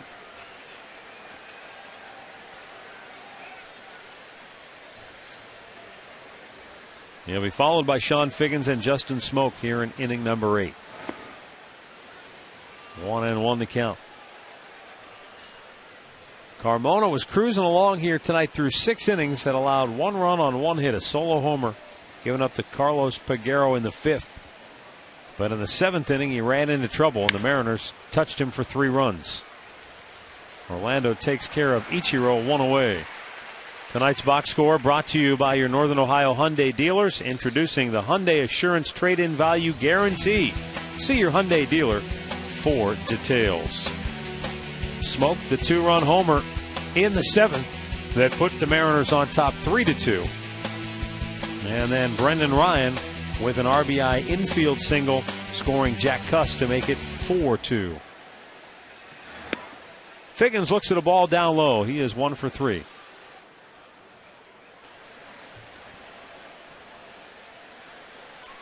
Yeah, Figgins was the one to get it started in the 7th inning with a leadoff single. Then Smoke hit the big home run. A guy, though, that signed a big deal with Seattle a couple of years ago and just never panned out. Remember, he was playing second base. They switched it last year. And, boy, that failed, so they have him back over to his normal position, third base. Of course, when he was with the Angels, he played all over. He played a little outfield, but primarily his position was third base. They're going after. They're talking about the last 6 outs they're going to have to get. Laporta will go himself. 2 down. Well, bring the whole family down to Progressive Field Saturday, May 21st, a week from tomorrow when the Tribe takes on the Reds. It'll be a 4:05 start, and all fans will receive a Shin-Soo Choo replica jersey. That's courtesy of Sugardale. Tickets start at just $8. You can call 216-420-HITS or visit Indians.com. Justin Smoke, 2-run homer, his last time up, steps to the plate. And he Got got him hit by the pitch. Sure did.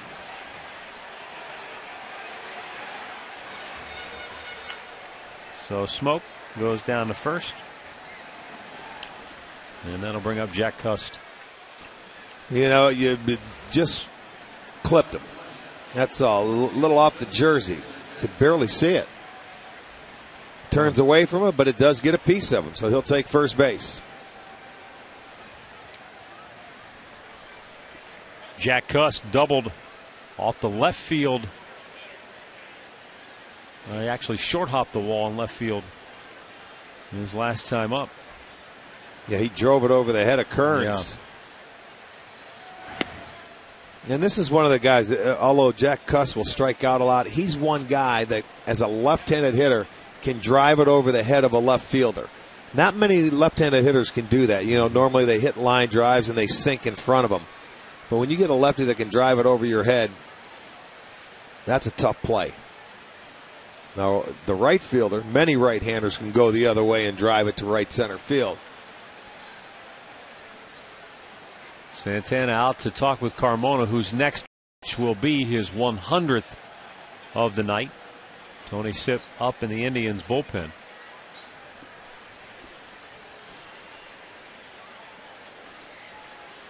Manny Acta sticking with Carmona with 2 out here in the 8th inning. Yeah, I thought he had Sipp up for this part of the lineup, either Cust or Kennedy. I'm sure if one more reaches, Fausto will be gone. And his 100th pitch of the night is swung on and missed to even the count.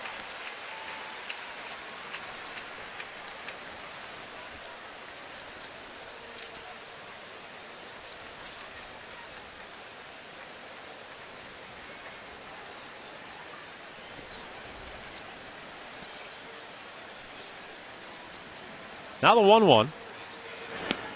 A little bit low, 2 balls and a strike.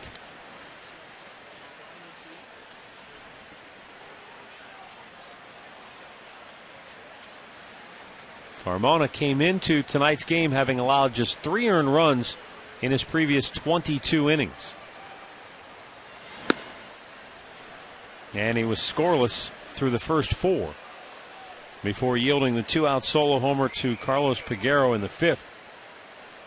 And then the Mariners, with their 3-run 7th, overtaking the Tribe for the 4-2 advantage. The 3-1 pitch. And it's fouled away, so the count is full. And that will give the runner at first, Justin Smoke, a head start on this 3-2 pitch coming up.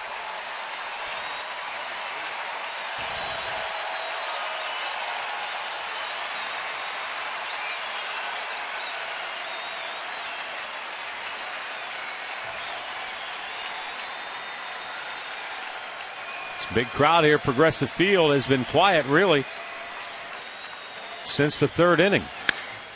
Foul at first base side. That's the last time the Indians scored. 33,774 in attendance here tonight, including a walk-up of over 8,500, the second largest walk-up crowd. How about that? Here at Progressive Field history. Well, offensively, they haven't had a lot to cheer about when you finally get some people in the seats. They still have 2 innings to go, though. A payoff pitch, and it's hit where there is nobody to defend. Cust going the other way beats the shift, and a 2-out single keeps the inning alive and probably signals the end of the night for Carmona. We'll wait and see if Manny Acta makes a move. Well, he Here has comes. to now. That's why you have Tony Sipp up. But this one off the end of the bat. Nobody on that side of the field. Can't defense that. And so Manny Acta has made the call to the bullpen, brought to you by Verizon 4G LTE. Rule the air on the most advanced 4G network in the world.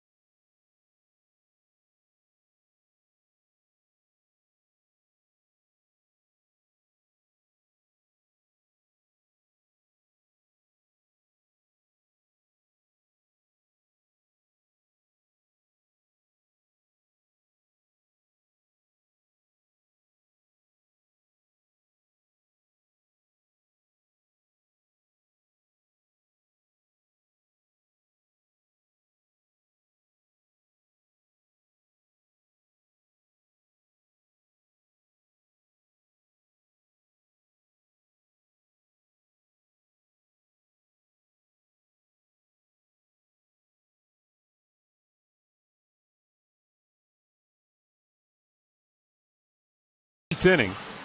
Seattle with 2 on and 2 out. Adam Kennedy will be the batter. And so the Indians go to left-hander Tony Sipp for the 18th time this year. In 16 2/3 innings, he has struck out 12, walked a half dozen. Well, Tony's done a good job this year also. He has come on with 7 inherited runners. Only one have been able to come around and score with 2 outs here in the 8th, where the Indians have to keep it a 4-2 ball game. He has 2 on. He will be facing Adam Kennedy.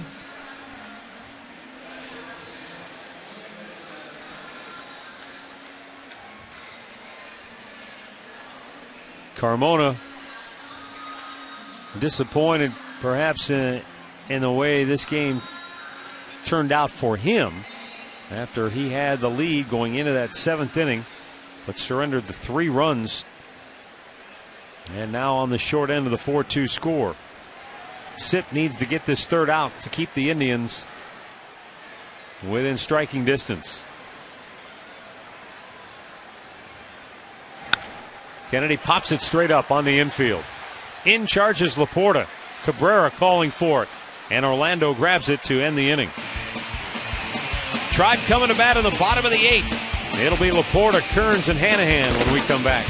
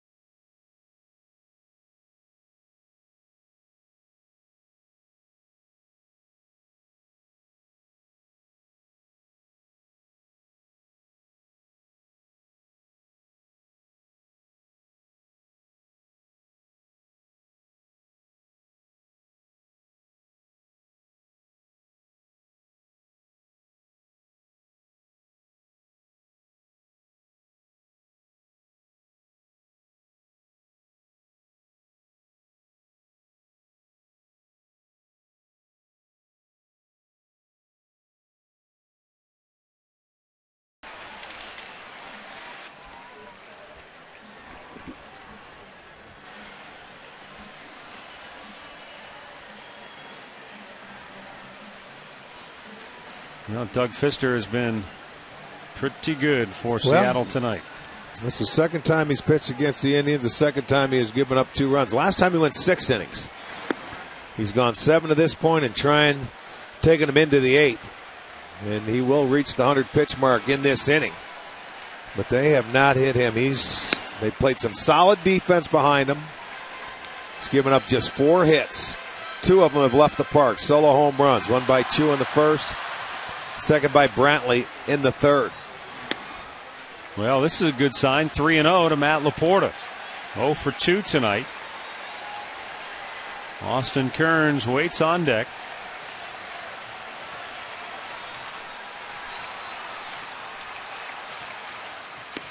And a strike is called. 3-1.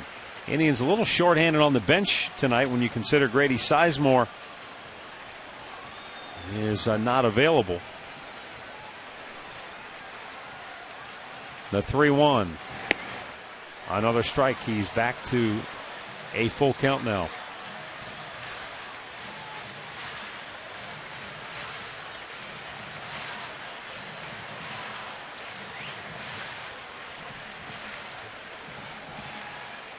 Fister's payoff pitch. And he struck him out. That is 3 straight strikeouts for Fister. He has fanned 6 in the game, and 4 of those 6 have come now in the last 2 innings. Back to the studios one more time for an in-game update with Al Pawlowski. All right, man, let's go to Detroit, where finally Justin Verlander has surrendered a base hit. It comes off the bat of Melky Cabrera. It's a triple and gets Kansas City on the board. It's their only hit tonight, and the Tigers lead KC 3-1 in Motown in the 8th inning. Matt, back to you. Here, Austin Kearns looks at a ball down low. Kearns 1 for 2. He had an infield hit way back in the 3rd.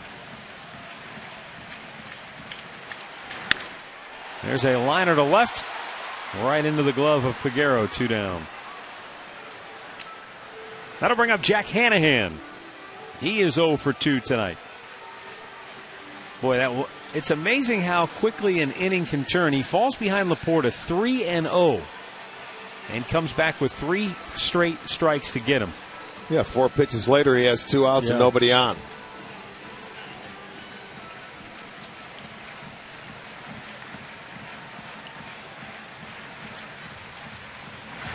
Jack Hanahan looks at a strike.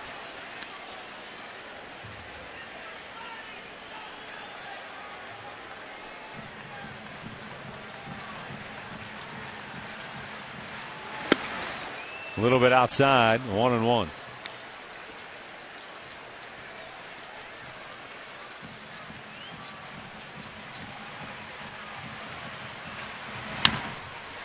Right at the shortstop, Brendan Ryan. Throws him out, and the Indians go 1-2-3. And we go to the 9th, 4-2 Seattle.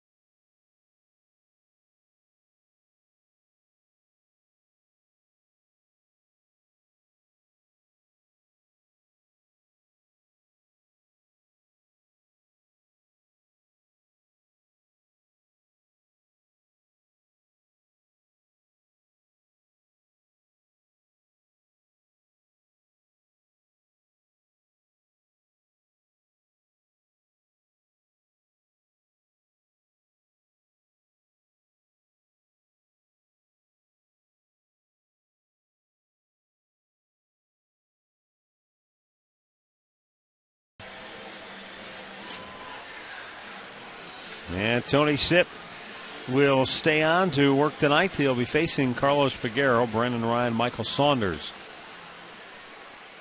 Tony only had to make one pitch to get the last out in the 8th inning.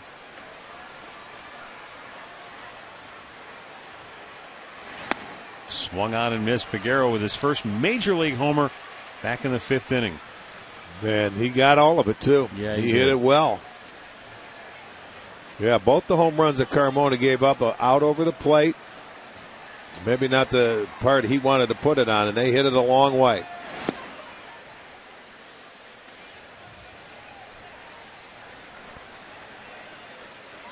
One ball, one strike.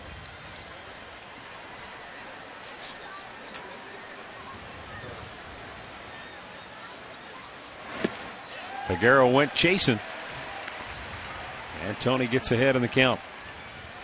Coming up after the ball game tonight here on Sports Time Ohio, stick around for Chuck's last call. He'll take your calls and emails, dissect the ball game, get you set up for both Saturday and Sunday's contests, which air right here on Sports Time Ohio at 1 o'clock. Peguero did good just to foul that ball off. Indians on deck gets us started both Saturday and Sunday at 12:30. And tomorrow we'll see Alex White for the Indians against left-hander Eric Bedard. Sunday it's Josh Tomlin against Michael Pineda in a great pitching matchup there. Get a rare 1 o'clock game tomorrow, huh? Yeah. Don't see many of those anymore. No, you do not. The 1-2. Swing and a miss. Ball gets away from Santana. Carlos throws it wildly down the line. Orlando Cabrera there to back it up, so Peguero holds at first. So the strikeout on a wild pitch, and the Mariners get their leadoff man aboard. Well, the ball gets away, and Carlos really tried to get something on it. He felt he had to just turn and fire his seat, and he was offline. It would have been close either way. But he ends up beating it out. Thank goodness it didn't get in the seats. It would have been an extra base, so he just reaches first on the wild pitch. So Seattle with the leadoff man aboard.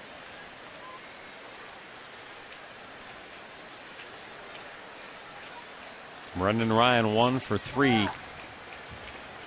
He had a big a big infield RBI single in that 7th inning that gave the Mariners their 3rd run of the frame and made it a 4-2 game.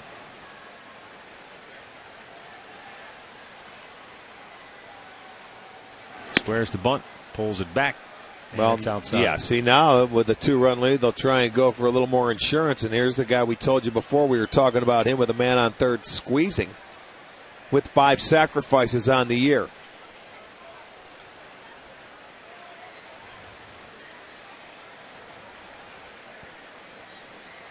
But you have to look who's on deck. You got Michael Saunders, a left-hander. Will they give up and out, or will they maybe change it and hit and run if you fall behind?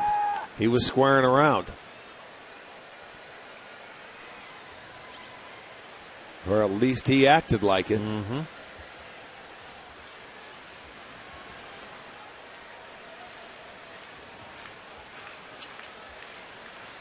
Sip ready.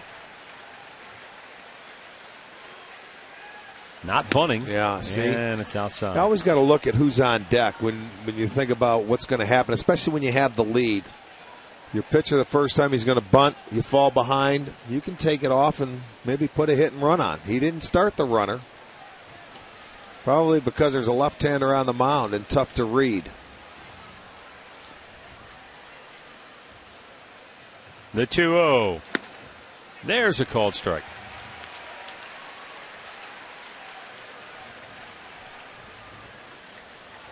Now let's see if he puts it back on.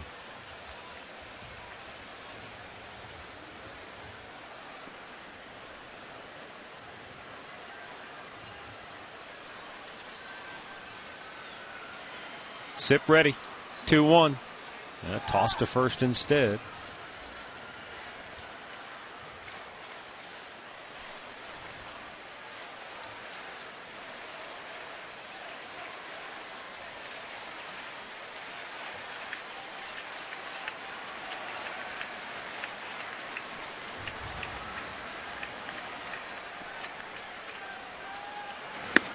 And that's outside. 3 balls and a strike.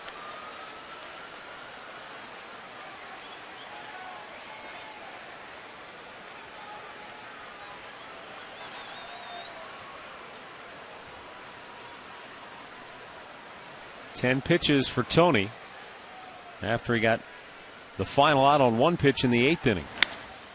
Popped in the air, shallow right. That's a long run for Chu, but he's there. 1 away.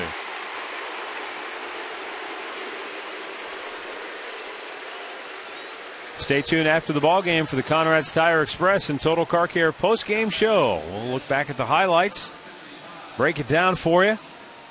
And we'll also look ahead to tomorrow's game here at Progressive Field, a 1 o'clock start that we told you about. And then Al will have highlights from around the league.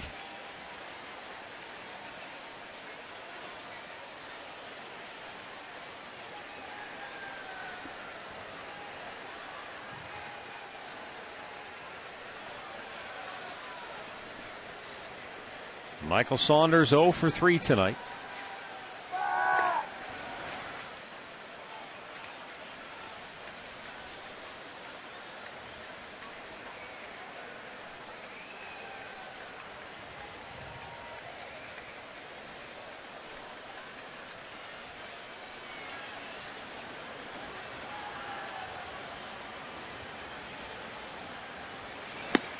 Got him with a good pitch there as he chased it up high. 0-1.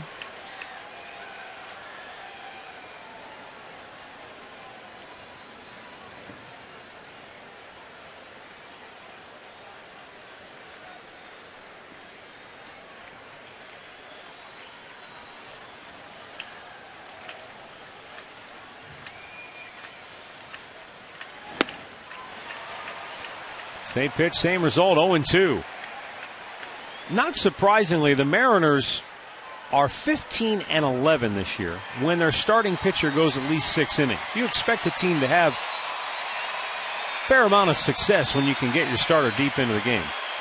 What's a little startling is that when their starter doesn't go through 6 innings, they've lost 11 out of 12.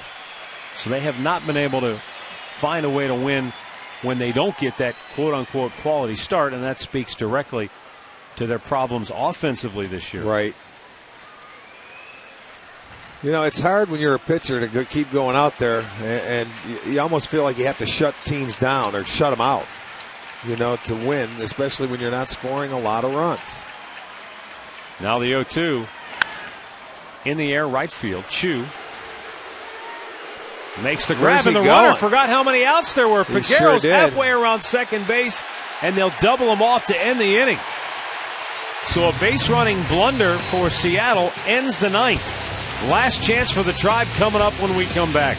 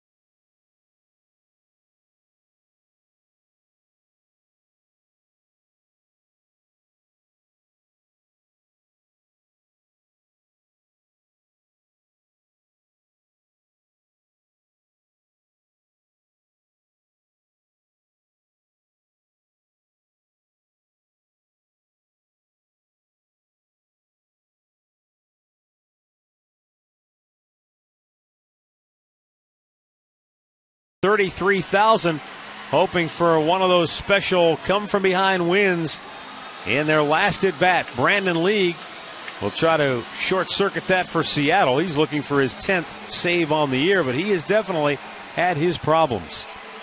Well, those 3 losses coming. He's blown a couple of saves in extra innings. Lost one last night in Baltimore. 2 runs allowed. 9 for 11 in-save opportunities, and he's going to face the top of the Indians lineup. I'll tell you, Doug Fister had no problems tonight. The last hit he gave up was the home run to Michael Brantley. And other than that, and he only had 106 pitches, but Eric Wedge goes to his bullpen.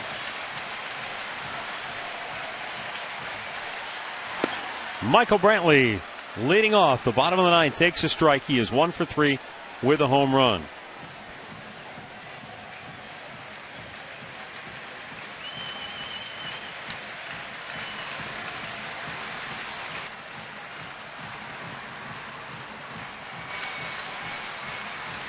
Now the 0-1.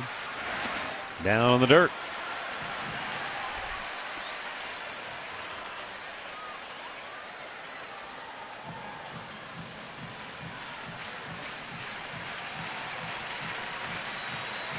The Indians' last 4 wins here at home have all come in their last at bat.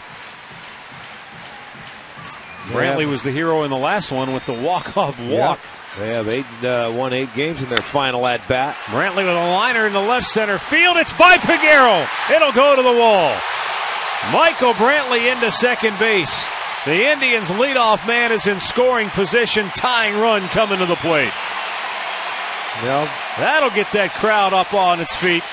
That was the last guy to get a hit was Michael Brantley, and he starts it off in the 9th, his 6th double of the year.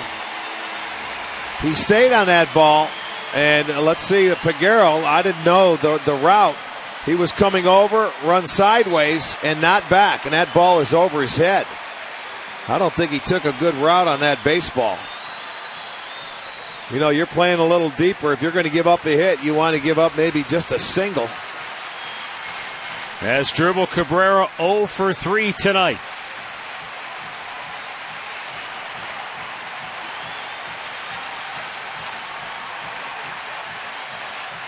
Cabrera trying to keep his 5-game hitting streak alive. Good spot to keep it going right here. Well, they have the tying run to the plate. League lets it fly. And Cabrera with a liner to left field. Peguero stumbled going back. It's over his head. Brantley will score. And into second base with the tying run is Asdrubal Cabrera. Back-to-back doubles here in the 9th.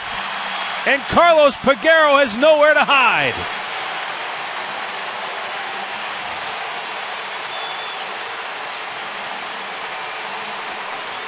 All right, these 33,000 people now are starting to get into it. Back-to-back doubles. Cabrera, nice job of staying on the baseball. And you can see, no chance over his head. That'll bring in Michael Brantley. We have a 4-3 ball game tying run at second base. Smitty wants to talk to Chu. And Carl Willis is going to go out and talk to Brandon League, who might be just a tad bit shaken after giving up back-to-back doubles here in the 9th. Peguero definitely took a curious route on Brantley's ball, and he stumbled going back on Cabrera's ball. And Shin-Soo Choo did talk things over with Steve Smith as Jamie Wright gets loose now in the Seattle bullpen.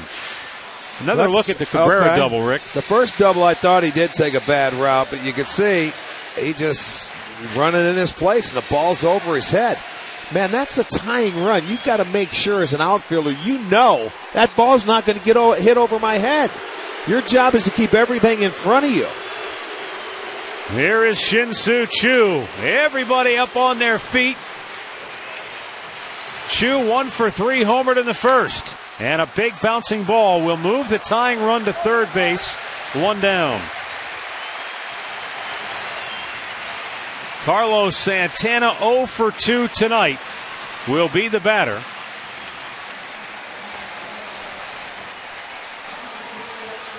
Talked about the fact that the Indians' last 4 wins at home all have come in their last at bat.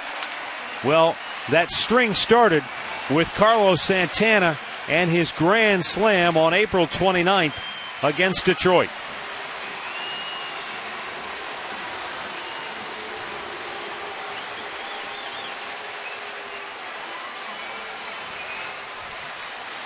Well, I see where they want the infield in. They want to cut the runoff at home plate. Outfielders can't come in because that is the winning run at the dish. So they're going to try and cut off Cabrera at home plate. Oh boy, here we go again. The pitch. Santana takes a strike.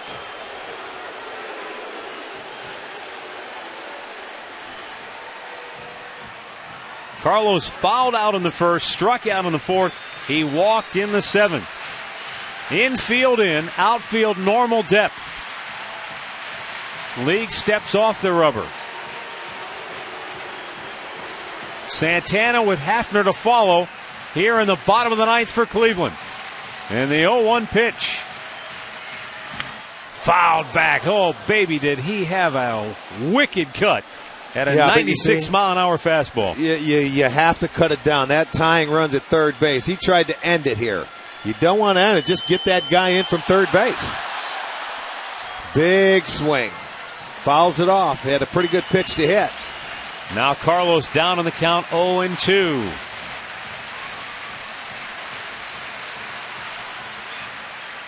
Up high with the off-speed pitch. He has a splitter. You know what? He has a splitter, a good splitter. But last night in the game at Baltimore, he threw back-to-back splits and hit 2 guys in a row. So that's a field pitch, as we all know. Yep. And you better be a heads up at third base because that you can bounce that pitch as well. Now the 1-2 to Carlos. There Whoa, it is. 2 balls and 2 strikes. That's the split right there.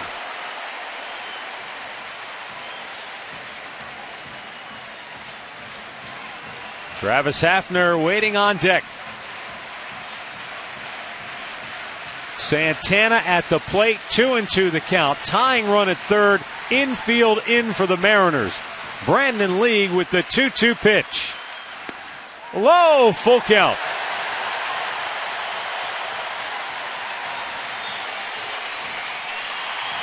This big crowd finally into the ball game here in the bottom of the ninth. And every single one of them up on their feet, stomping and cheering. And the payoff pitch to Santana. Bouncing ball. Kennedy looks back the runner. And there are 2 down now in the bottom of the ninth. So on the 3-2 pitch, Santana with a routine bouncer to Adam Kennedy. And that's going to leave it up to Travis Hafner.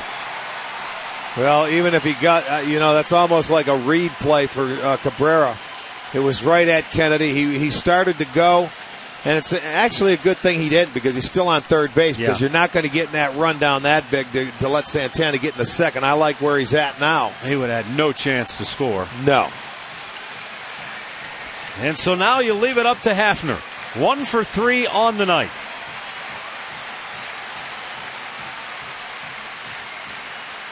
League delivers, and Hafner fouls it straight back.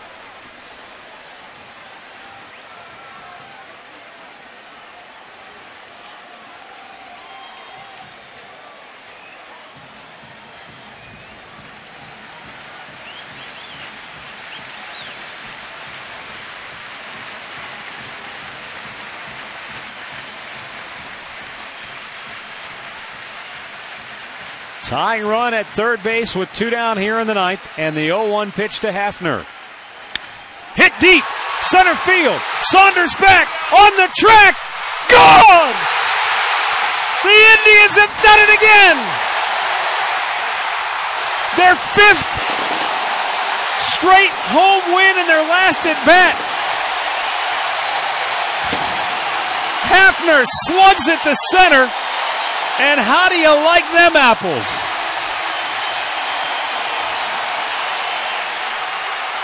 Wow. What is it about this season in the last at-bat? Look at Pronk, man. He is fired up, and I mean straight away center field.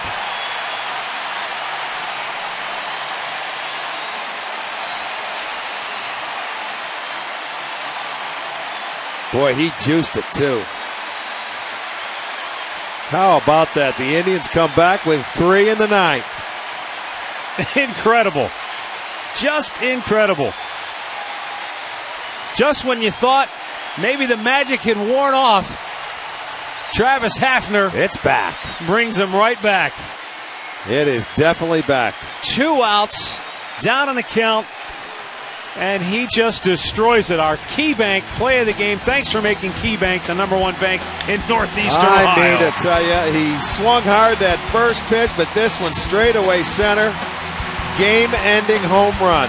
How exciting is that? It does not get any better than that, folks. 3 runs in the 9th. That's our KeyBank key play of the game.